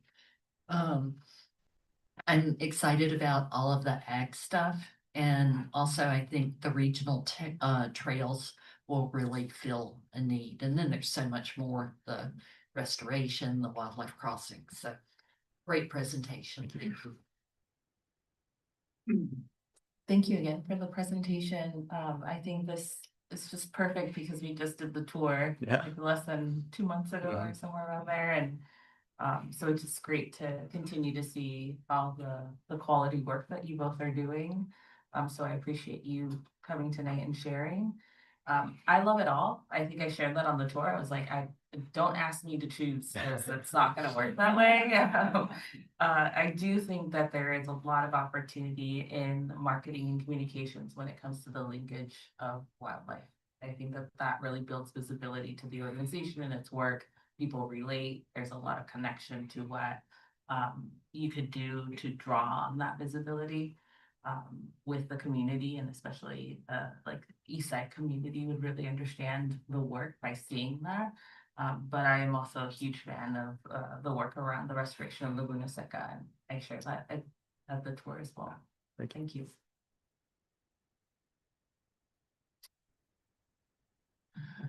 All the board members actually already tell us a great presentation. Thank you. But I'll give you 10 out of 10. It's a really extraordinary presentation. Can you tell me what kind of software you are using? Have you heard of PowerPoint? That's it? Yeah. Yeah. Quality is really great. PowerPoint's gotten a lot better. Yeah. Yeah. Anyway, so all the items you discuss is really great, but you know that agriculture is really my favorite part. So 500 something acre. Yeah, for cultivation around that amount. Yeah. So please work a little bit more on that. So really we need the local food. Yeah. And then definitely I'll look at that, the agriculture part. Yeah, through the chair, I'll say, we are also always looking to conserve additional agricultural lands in the project area. So that's a high priority for us. Thank you very much one more time.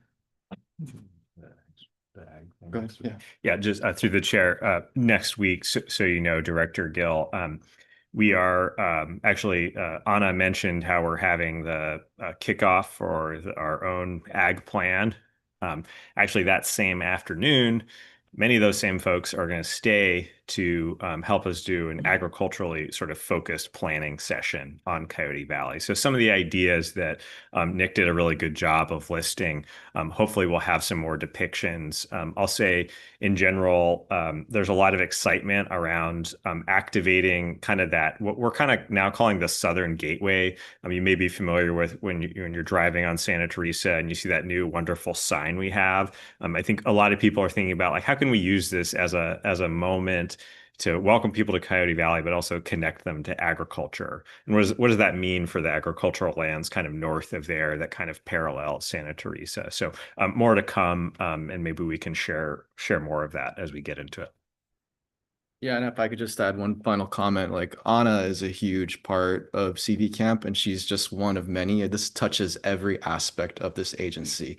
Every OSA staff person you see in this room is playing a really important part of this project. So from Derek's team, Lucas's team, admin, everyone is. So it's a full team effort to get this off the ground. I'm just gonna have one other comment. You guys are on generalities, I'm gonna give it. Anything that involves children and families to make sure that they have an understanding of where their food is coming from, whether it's education or you pull out something that's, I love when you go to Spina Farms and you can walk over and you can kind of get an idea of this is a farm. For many kids, their version of food is what you see in the grocery store wrapped in plastic. Yeah. and so I'm thinking we need to show them that, they can actually come out here and grow something and eat it. Thank you. Love that idea. Okay, thank you. All right. Any Thank other you, directors. comments? All right. Thank you. Do we have any public comment? Nope. Okay. Thank you all. Okay.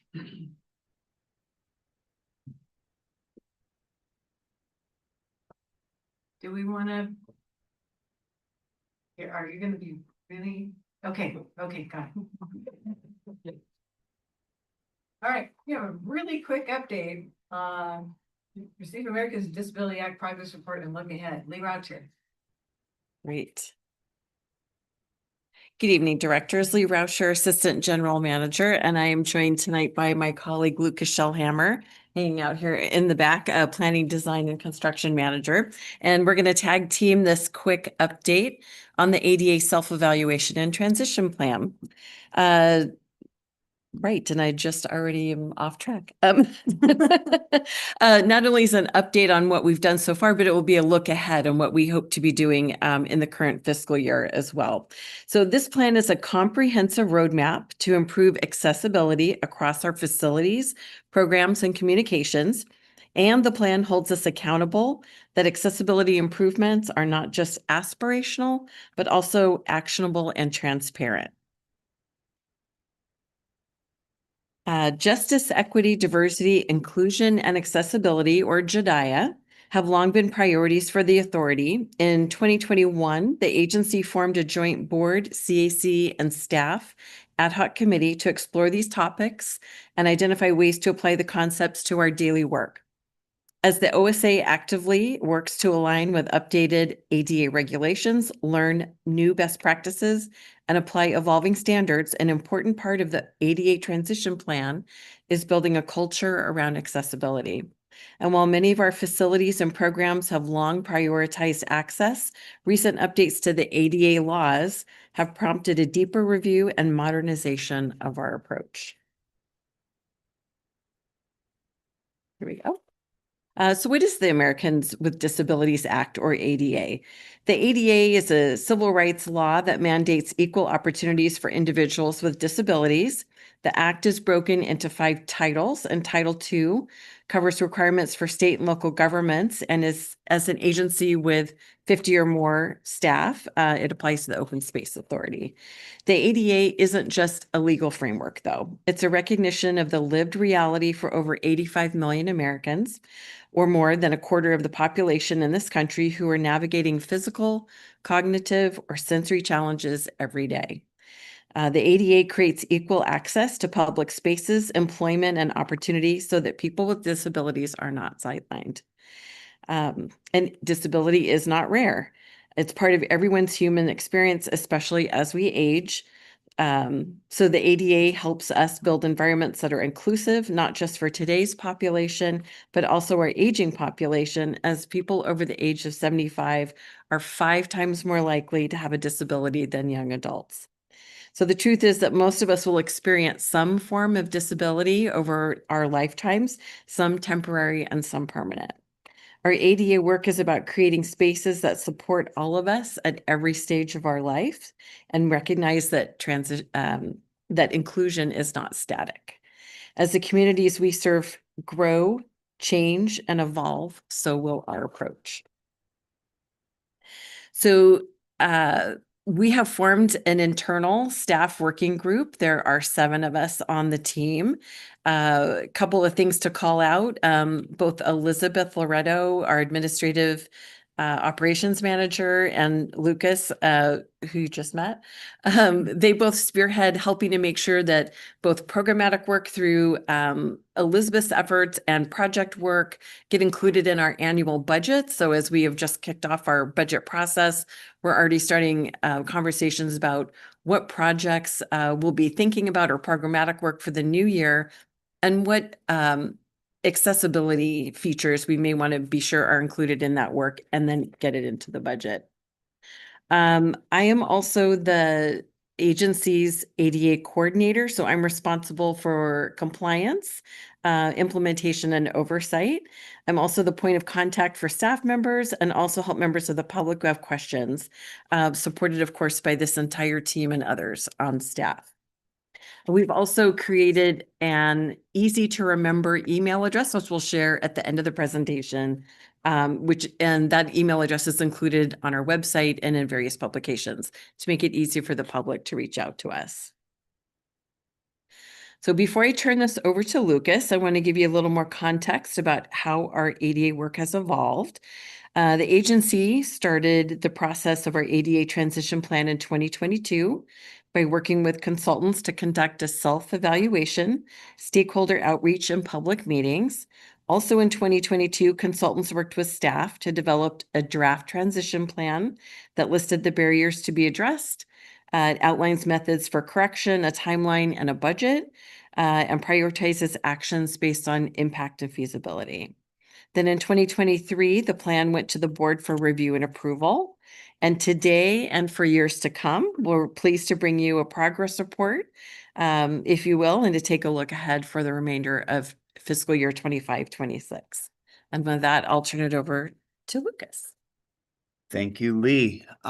So I'm gonna talk a little bit about the successes and milestones we've had since the board approved the ADA transition plan in 2023, and provide a little bit of background on how we came up with, what these milestones and goals and the list of things that we want to do, and how we're going to chip away at them over time. Well, as Lee mentioned, we're going to do this every year now. So it began as part of the planning process with the self-evaluation plan. We developed with our consultants a comprehensive survey that was provided to all staff. And that covered these items in front of you. So really broad, and it was really specific to the work we do. And this was to ensure that staff knew about accessible trainings, accessible opportunities, and how to respond for all of these different categories that relate to their work. And so through that process, we're able to identify gaps. We also did some really robust stakeholder engagement with advocacy groups and individuals, and we had in-person stakeholder outreach as well as online meetings. And all that process really fed into us identifying gaps and needs as an agency, and all in compliance with, as Lee mentioned, with Title II of the Americans with Disabilities Act. And we have a special bar, a high bar as a public agency with public facilities to comply with those rules. So basically this work was one piece of that that fed into the recommendations. The second was the facilities assessment, which looked at the physical barriers at our preserves and publicly accessible facilities, including 33 Las Colinas here. And it looked at the relative importance of addressing a barrier and its impact upon a disabled population, and deviation from applicable standards, as well as the feasibility to mitigate that barrier, how easy it is to fix, basically. And so from that, we came, as part of the transition plan, a series of recommendations, sort of in two big parts. One is the physical barriers I just recommended or just mentioned, and the second is the programmatic recommendations, which really came out of those surveys, staff surveys, and the public feedback we received. And then the next step was for the agency, as part of this process, this planning process, to come up with some lenses for us to chip away at this list of things. And so we used these priorities. This is a wrap up of what's in the report, but basically to guide us. And a really important one I want to call out is project readiness. And that's important because that is us being strategic about how we're implementing this, wrapping it up into other projects and work that we're already doing, so that we can be efficient about the implementation. And then, as Lee mentioned, we, following the this board approving the transition plan, we developed a staff working group with representatives from all departments that really touched down on this public facing component of our work. And we have quarterly meetings to review progress of the projects that we'll share some of them tonight that we're tracking, identify barriers in a reasonable and accommodating and an efficient way that works with our overall work plan and folding that work in.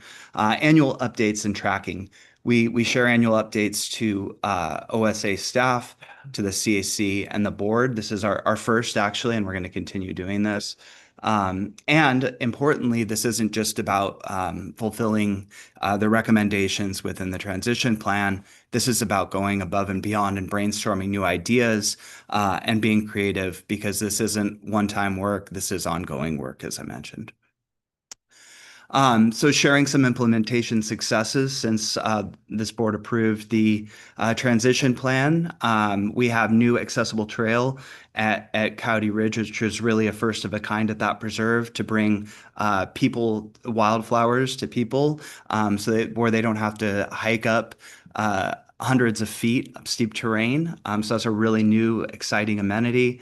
The new Hidden Meadow Trail, Rancho Cañada del Oro, the accessible bridge and expansion of the accessible facilities there. Our field team's also done a number of improvements to bring the existing restrooms. Derek, I think, mentioned the repaving earlier, all that to bring the existing facilities up to code, which is part of this ongoing maintenance operations that we build this into the programming when we're doing these renovations. And then, as you all may have noticed, 33LC, this building, has had a number of improvements that Elizabeth has spearheaded, repaving, restriping, new signage on the walls, and all that is implementation of recommendations and report. Big one is our new website is now accessible. Shar, that's a big milestone, and it meets current accessibility standards. That was noted in the report. And then planning Coyote Valley Open Space Preserve accessibility improvement project, which is currently underway and will be under construction next year. So I guess all that goes to show we build this work into our work plan, and it is part of what we do.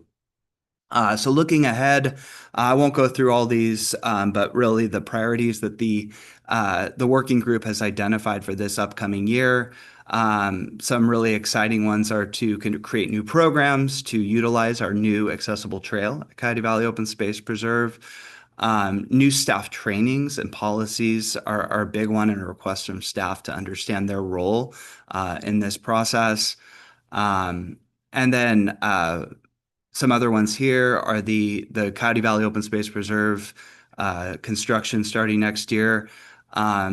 CV Camp, as you just heard from Nick, understanding and engaging new diverse audiences and finding out what can engage our communities with our lands. So all that work has been identified for the upcoming year. And so I'm going to end with a quick note. So I mentioned this earlier, but also wanted to share that we recognize this isn't a one-time commitment. Accessibility is a mindset and a shared responsibility, and the transition plan really laid out the framework for this work to continue.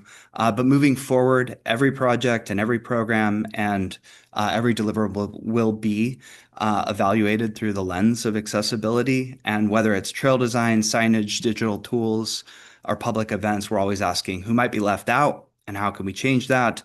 And in addition to the plan implementation, we're looking to improve, as I mentioned, staff resources and understanding on this topic. And this is really a promise to listen, to learn, to lead with empathy, so that every person, regardless of ability, can experience the beauty, peace, and connection that nature provides. So with that, I will end and open up to any questions. Thank you. Any questions? Let me ask a quick question.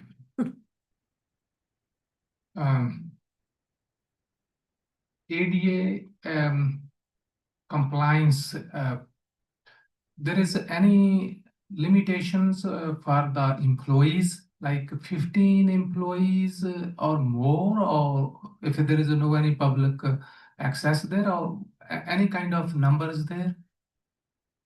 ADA compliance, for example, is the OSA. OSA, if it's less than 15 employees, is need to be compliant with the ADA or no? And the number is 50, and Bill, maybe 15. you want to help? 50, yeah, 50, 50. 50. So Right. So small, very small employers are, sorry, I've lost my words. Thank you, that's the word I'm looking for. Would be exempt from some of these requirements, but But if we're they have the public access, they are the public coming there, for example, we are coming, a visitor is here. So then we need to be ADA compliance, right? Yeah, so there's a couple of different things I think in the question. The transition plan is required for employers over a certain number, over 50 employees, and it requires us to lay out, where we need to make improvements. And so that's the transition plan. Any facilities that are publicly accessible all need to be ADA compliant. Okay, so still not clear. For example, as a 50 employees. So we cannot discriminate any employees when we are hiring, right? No. So if any employees has the disability, so how we can just accommodate those kind of employees? and I saw Bill's light come on. So over 50 employees, the agency has to develop a transition plan and do all of these things. But if you had 20 employees and you were building a new building, it would have to be ADA compliant. So I think there's a distinction, there's more onus. It doesn't mean that employers that have less people do not need an ADA, when they apply for a building permit or anything, do not need to make it ADA compliant. It's just that there's more of an affirmative duty on the agency to do more if there's more than 50 employees. I understand well this one, but my question is that, so when we are hiring, we have job opening. Now that's a different question. That's why I'm asking that we need to be compliant there, right? Well, that doesn't have to do with the facilities themselves. It's about providing reasonable accommodation for employees. So that is the distinction there. And that would apply regardless. Okay, any other questions? I do. Thank you for the presentation. I know that we didn't discuss much of the cost associated with this, and I know that it's a requirement, and it's great that you're focusing on doing this work and being diligent about it. Has there been any conversation around external grants that relate to ADA compliance work, or any partnerships that you're kind of joining forces to do this? Yeah, through the chair. Yeah, great question. As part of the report, we did receive some really high level preliminary cost estimates, and they would far exceed our ability to do in 1 or 5 years. So what we've done is taken the strategy of building it into other projects we're doing. So for example, Coyote Valley Open Space Preserve, a preserve that was opened in like 2014, the codes have changed, standards have changed. We had these facilities that were included in the report. We were working on that project, and so we built in all of the things that were in that report. So we're also getting a grant for that project. So it is a pretty complicated question to answer, but we're doing our best to be strategic about. Exactly. Yeah. That's Yeah. great. Yeah. Okay. Do we have any public comment? All right, thank you for the great presentation. All right, so we're on the last item, review and authorize amendments to the board 26 employee handbook. There she is. I am a woman of many hats tonight. I am deputy, I am tech support, and I am Elizabeth Loretto, Administrative Operations Manager. Tonight, I am here to bring forward our annual employee handbook update, which this year includes some proposed amendments to the policy. So I'll walk us through those. At the end, there is a recommendation, and we'll be asking the board to review and consider approving these amendments that we're going to review tonight.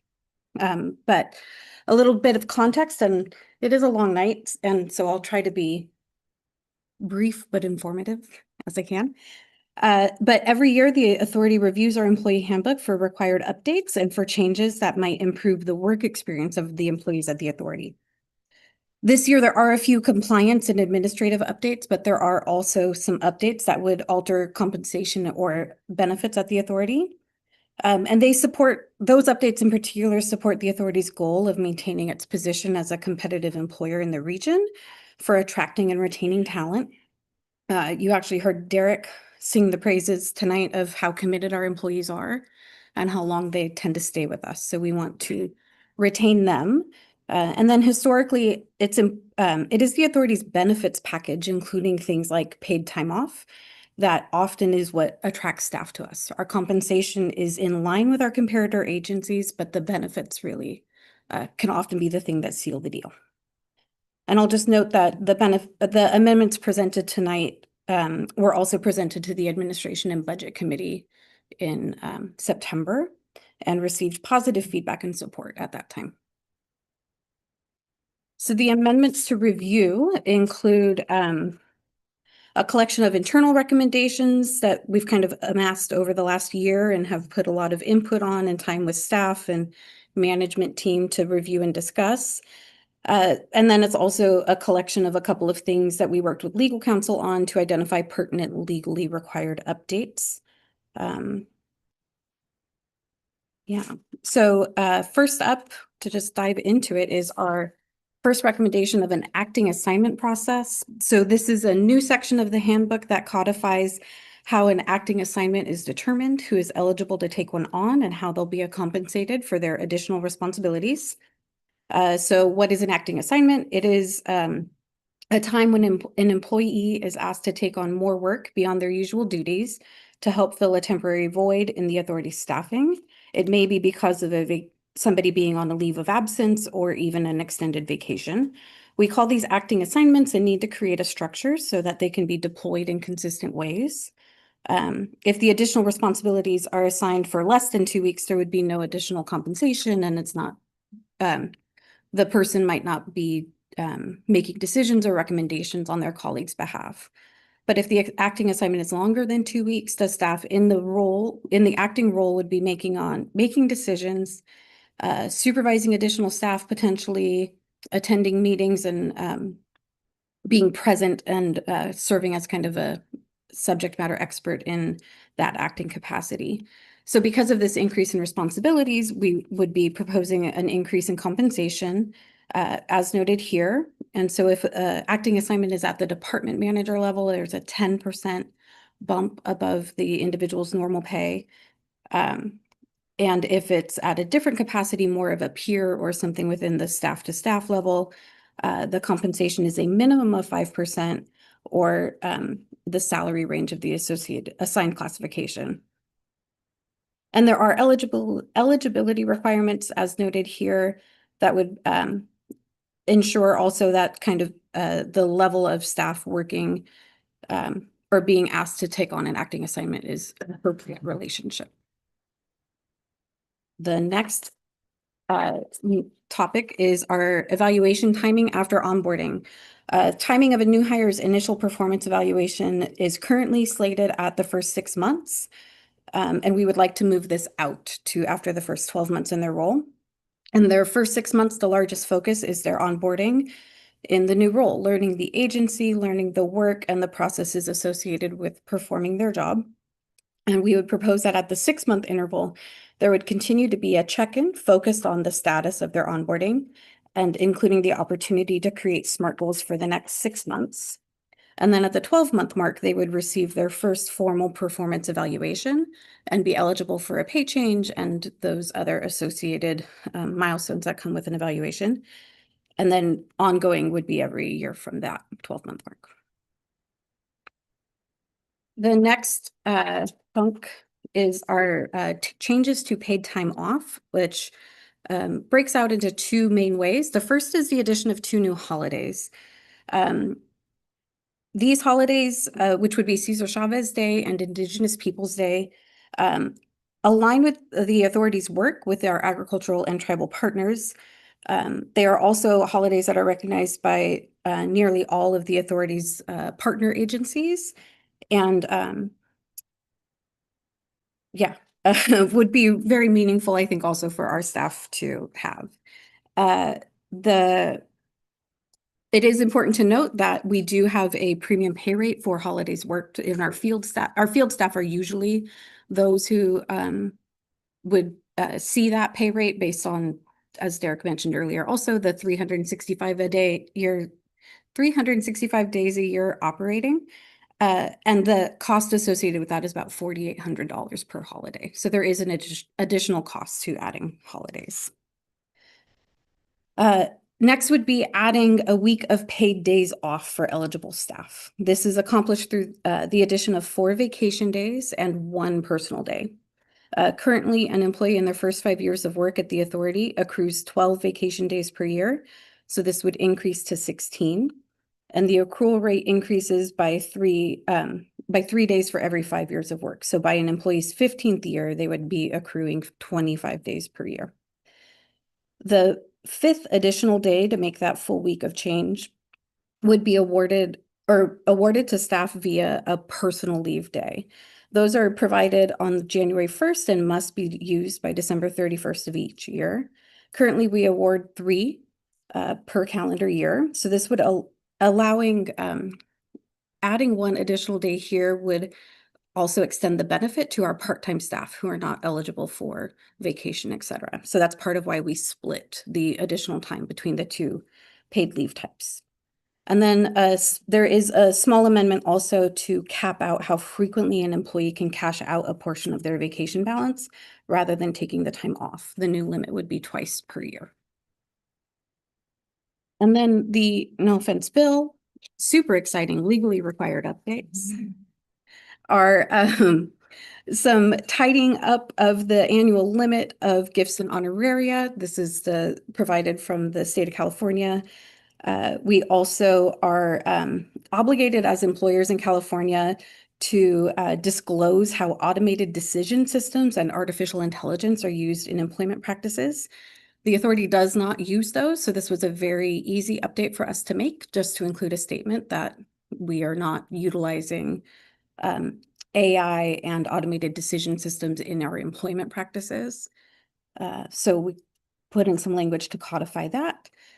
And the authority has long been a drug and alcohol-free workplace, but we do have some updated language that helps us ensure compliance with California Government Code, which plays a hand in our ability to be compliant with grant applications that we are submitting to the state. And meeting the expectations of those funders. And so with that, I would be happy to answer any questions. And again, this is an item that requires an approval. Thank you so much. This item came to ABC, so I think. But still I have some. You have some more questions. Comment, not question, comment. Okay, a comment from Director Gill. Yeah. Okay. Comment is that if I'm sure everybody knows that the California governors they announce and approve the one more holidays is called Diwali.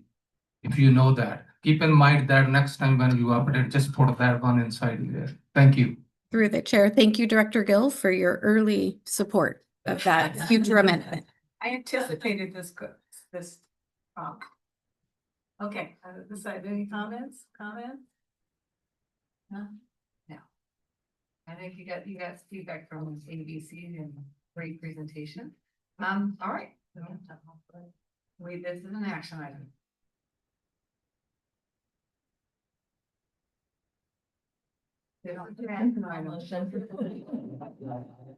A motion. I'll move approval. If staff support, we're for it. I'm an easy guy to please. You have to go with the results. It's all seemed to be just fine, so I'd like to. If it hasn't been moved already, I make the motion. Second. Okay, and before we do, okay, is there any public comment? There none. There none. Okay. All right. So we have a motion from Director Kennett with a second by Director Matthews to review and authorize amendments to the employee handbook. Director Kennett, Yes. Director Matthews. Aye. Director Chapman, Yes. Director Sutherland. I'm sorry, Director Sutherland has left, so she's no longer here. Director Alexander, Aye. Director Dominguez, Director Gill. Yes. Okay, that motion passes unanimously. All right, we are now on to committee meeting summaries, Land Use and Stewardship Committee. We'd like to give the update. Yeah, so it was short and sweet and very informative about the expansion trails in Rancho Yada. And it had to do with our first shot at wildland camping. And it'll be coming back to us. And a lot of questions and a lot of return. What are the highlights that you want to bring out?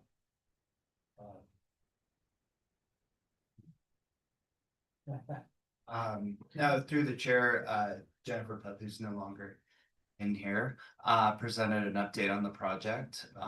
Currently, we have public survey out, so I'd encourage you to share that with your networks. We've gotten over 700 results, I think, on the first one, so really robust interest in the project. Exciting. I think as Director kind of mentioned, looking at backcountry camping for the first time as an agency and what that would mean. And so the committee this evening asked us to come back with more information on costs and details on what that might look like for us. So yeah. So it's gonna tie in with the Berry Ridge Trail, so there's some questions on how that's gonna be coordinated as well. And then we were given 3 options of potential trail extensions, and some will actually go into the Blair Ranch. But they're all day high tide trails. So I think that's basically it. Look forward to the results. Thank you. All right, next up is General Manager.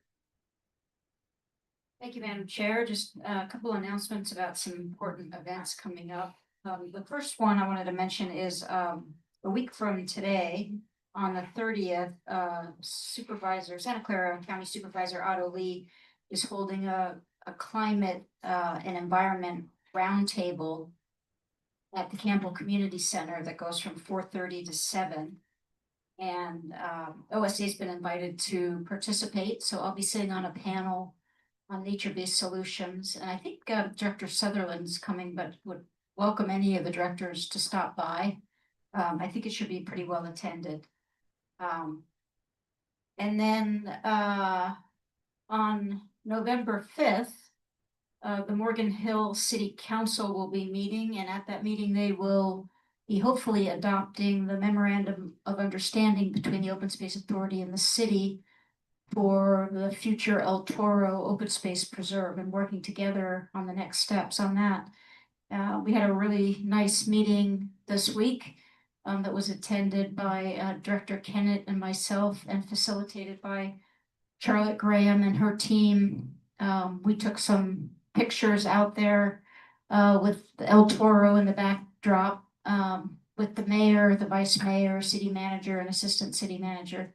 So looking forward to celebrating that event next, 2 weeks from now. And Mark. Thank you. Good evening, directors. Mark Landgraf, Assistant General Manager. Just wanted to mention that the Open Space Authority is a sponsor of the Bloom 25 conference that's going to be held next week at the San Jose Convention Center. It's a conference that is really about corporations, especially supporting biodiversity enhancements, often to compensate for their impacts to nature, either directly or through their supply chains. And so as a sponsor, we are hosting a field trip to Coyote Valley for about 40 participants, and Megan Drager, Andrea, and I will be participating in that field trip, and are very much looking forward to talking with the guests there, many of them from representing different corporations from a wide variety of sectors. talking about the nature investment framework that staff has presented to your board in the past.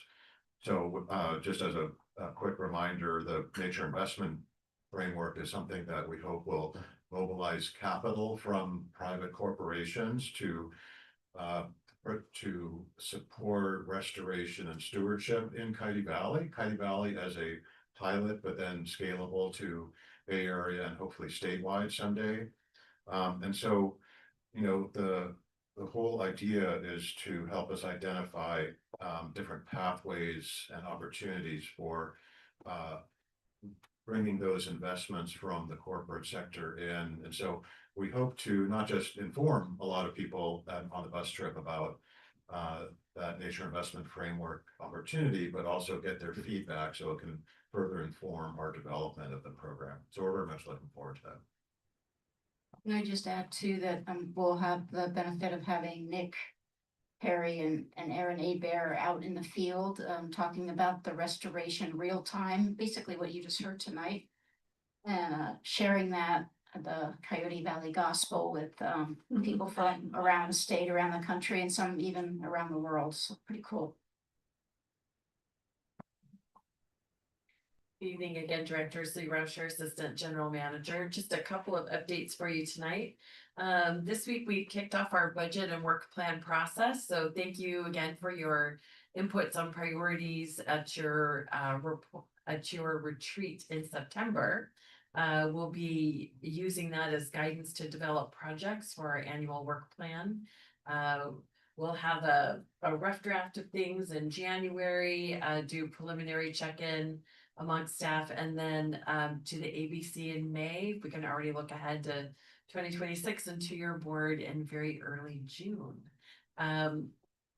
Also, we'll be kicking off our CIP process with some capital improvement plan, some training for, I think there are 5 of us on the management and strategy team enrolled in some training in just a couple of weeks now, to catch up with our trendsetter, Megan Drager, who took that 2 years ago. And we'll be looking to, in parallel, be putting together a capital improvement plan also for consideration later next year. Thank you, Directors. Lucas Shalmer, Planning Design Construction Manager. Quick update on the Coyote Valley Open Space Preserve Accessibility Improvements Project. We received notification yesterday that the State of California Historic Preservation Officer has concurred with the findings of our Historic and Cultural Resource Evaluation, which is the final step for us wrapping up our NEPA documentation, which is a requirement for our $800,000 in federal funding for the project. So we'll be packaging all that up and transmitting it, working with County of Santa Clara Council. And they'll be reviewing that as the next step, and then hopefully get it on an agenda for the County Board of Supervisors very early in the new year. So project is on track, looking to do a ceremonial groundbreaking, more details to come, potentially in May, and then construction moving full throttle into the summer. Great. Good evening, Aaron Abear. I'll just hit a couple of things. Derek and I are doing I think they call it a biz dev workshop. It's the Chamber of Commerce. Charlotte's been so kind to set this up next week on October 30th, all about wildfire resiliency. So the board received a very similar presentation.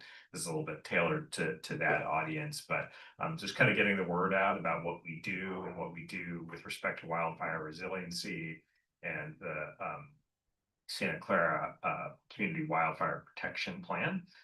So tune in if you're excited to see Derek and I. Speaking of tuning in, comms did an excellent job, and maybe Charlotte will cover it. We just released a great Badger video featuring some outside Badger experts, our GIS technician who's been doing that Badger corridor model I showed you, and myself. A lot of fun. My mom loves it, so check it out.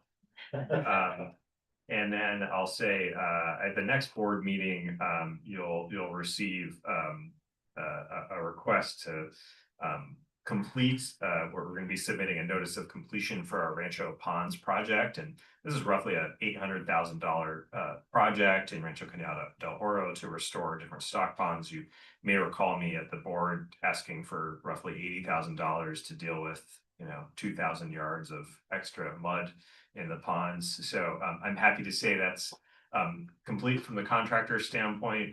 My staff will point out that still several thousand plants need to be put into the ground, and so it doesn't feel like complete to her, but it's on to the next phase of the project. Good evening, directors. Derek Newman. Just want to touch on the recent fire we had up in Owl Rock Park.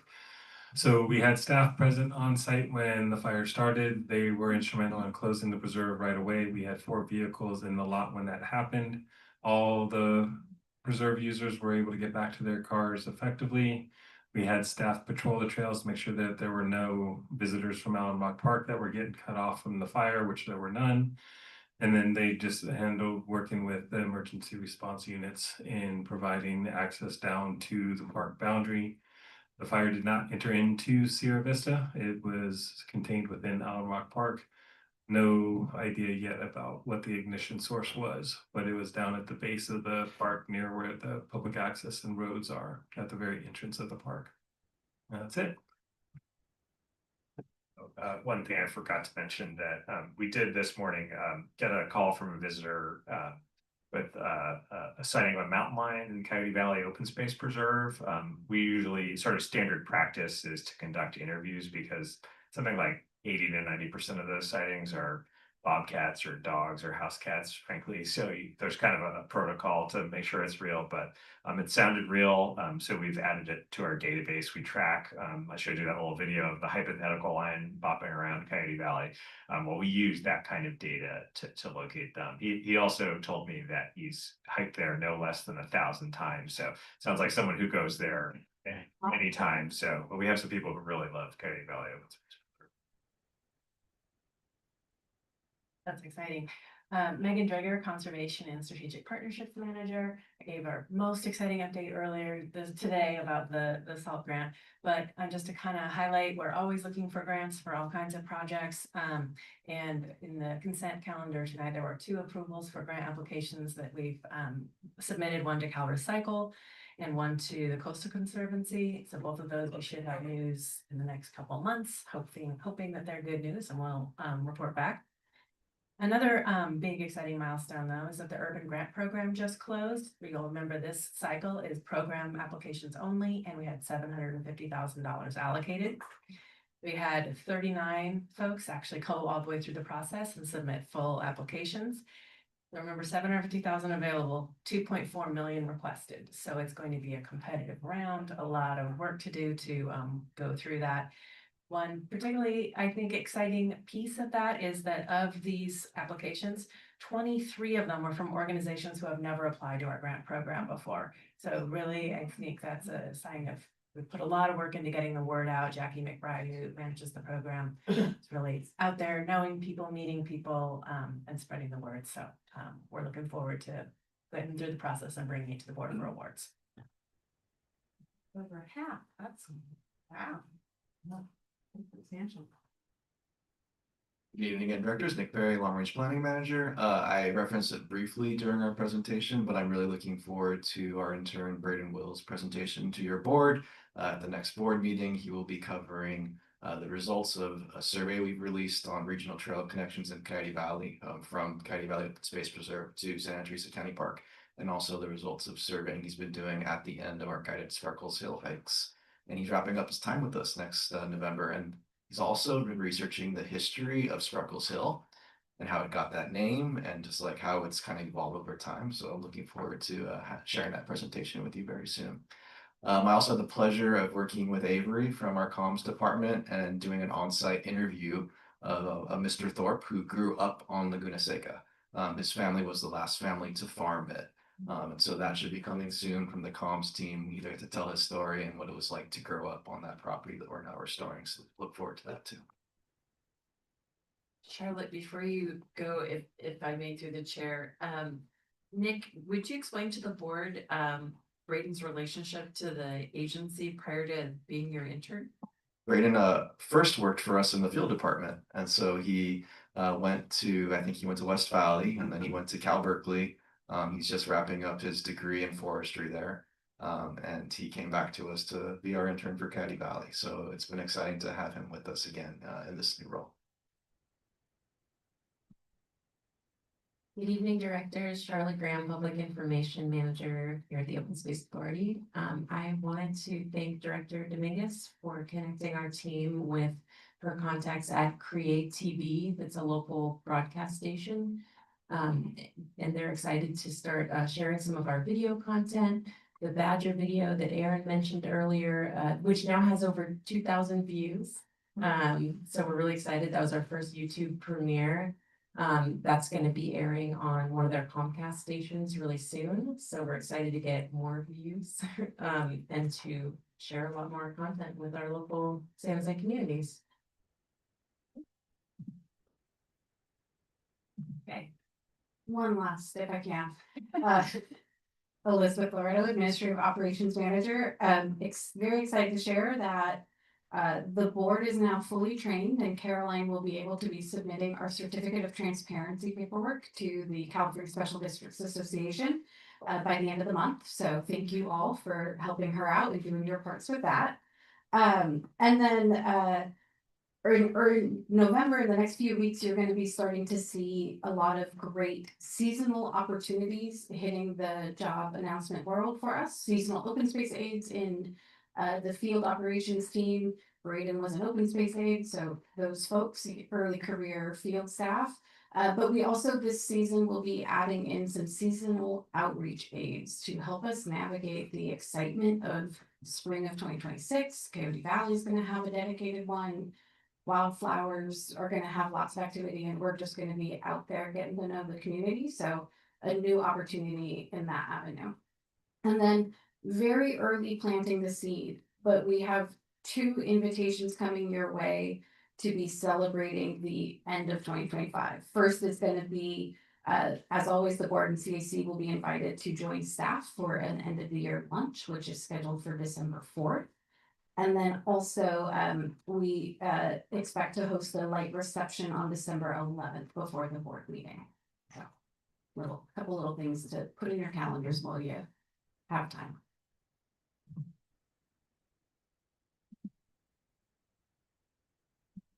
Is that it? Okay, legal counsel. No report, Madam Chair. Gosh darn. When you don't hear from legal, it's a good thing. Okay, board member reports. Director Gill, any updates? Thank you for asking.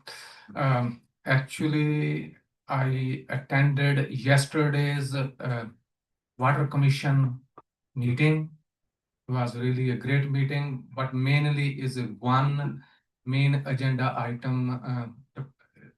We spent almost an hour and a half on that, and that was the water use projection, water demand elasticity, and customer affordability study. That is very important discussion. It's a thorough and then deep presentation staff present there, but I just summarize that one and tell you the main few points. The number one is they just analyze water use projection in Santa Clara County for retailers, their direct customers, and private well owners to better determine valley water managed water use projection. Valley water managed water use translate to the revenue for the water utility. This is they analyze that one. There are many things actually under this, but I just want to tell you the upper overview. The second one, they prepare a water demand elasticity analysis to better understand how rate impact water demands. So the third one is they determine the affordability of water provided by valley water to Santa Clara County residents and business now and based on the future rate projections. So again, it's really a thorough and then deep presentation. A lot of factors are there which I cannot just explain within few minutes, but it was really a great presentation. Director Dominguez. Oh, hold on. I have another, sorry for that, another invitation, free invitation for Diwali. That was a festival. It's coming Saturday, October 25th, from 3 p.m. to 9 p.m. The location is Plaza de Caesar Savage. Caesar Chavez. Actually, that is 194 South Market Street. It's a free, so welcome everybody and join. There will be more than 2-3 or maybe more thousand people will be there, especially the Indian. But I need the diverse community there too. Thank you. Just giving a couple seconds. I'm so excited that that happened. Charlotte gave my report out today. It was great to connect you to Create TV. I think there's a lot more opportunity there that we could be creative about. So look forward to that partnership and appreciate you just following up with the CEO and making it happen. So thank you. Along with various other people here, it was great to attend the Sierra Club Guardians of Nature event where our very own Garnetta Annable received the Guardian of Nature Award for this year. So it was great to see her receiving that and to hear Andrea give the talk, explain about her, and then Darcy got up and it was wonderful. Thank you. Since the last board meeting, again, eventful, so there was some of them are Aaron's Grow and Govern, where I got to help Mark Table. He got up and was talking to somebody else, and I'm like, okay, well, I can do this, so I just sat down at the table, handing up brochure. And then Nature's Inspiration, which was fabulous at Tilton. That was a great event, and I saw Derek out there working. I'm like, really, seriously, Derek, you're not supposed to be working. You're supposed to be enjoying this event. That's what I said. You're one of a kind. And then of course, and then Guardians of Nature celebrating Garnetta. That was a really, really nice event. And I guess the whole video that was put on that talked about her life history and impact that she's had, and Andrea's contribution to that was really good. So. Yeah, and then today I participated in a Special District Bay Area District Chapter President meeting. It kind of calls the meeting so we can talk about the different presidents, what we're doing throughout the state of California. There were 6 of us that attended, but one thing I learned that was open to us is we could get someone from the governor's office to do a budget presentation at a special district meeting. So I think it's something that might be what you want to do to find out where we're going in the state's budget next year, right? That's mine. Yes, regarding the fire today, yes, I live very close to the Allen Rock Park. And I always know when there's a fire because I hear the helicopters overhead. And looked out the window, saw the smoke, heard the fire engines, and texted Andrea immediately. And of course, Open Space Authority was on top of everything and way ahead of me. So luckily the fire was controlled pretty quickly. But the way my house is situated, the helicopters are directly over my head. Oh. And I go to my living room window and I can see the helicopters dip into the Penitentiary Creek ponds. It's quite dramatic. They make it very fast, but it's quite dramatic. Anyway, I'm glad that fire was controlled. I too went to the Sierra Club dinner honoring Garnetta, and Open Space was highly featured in that. Andrew's remarks on the video and in person were wonderful. And I signed a petition on Saturday for the Open Space Authority. I'm happy to say there were people strategically positioned at the No Kings rally. So that was the second most important thing that happened at the No Kings rally. First important thing was there were thousands of people there protesting peacefully, hoping to change our country.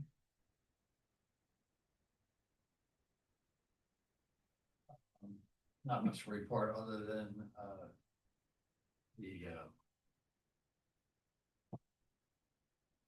shut down. The 10 Tornadoes thing is we were in Yosemite and we went through the gates, there was nobody there. But what there was there is on every road, there was some kind of RV or camper sitting out on the road. Oh, Interesting. Yeah. Yeah.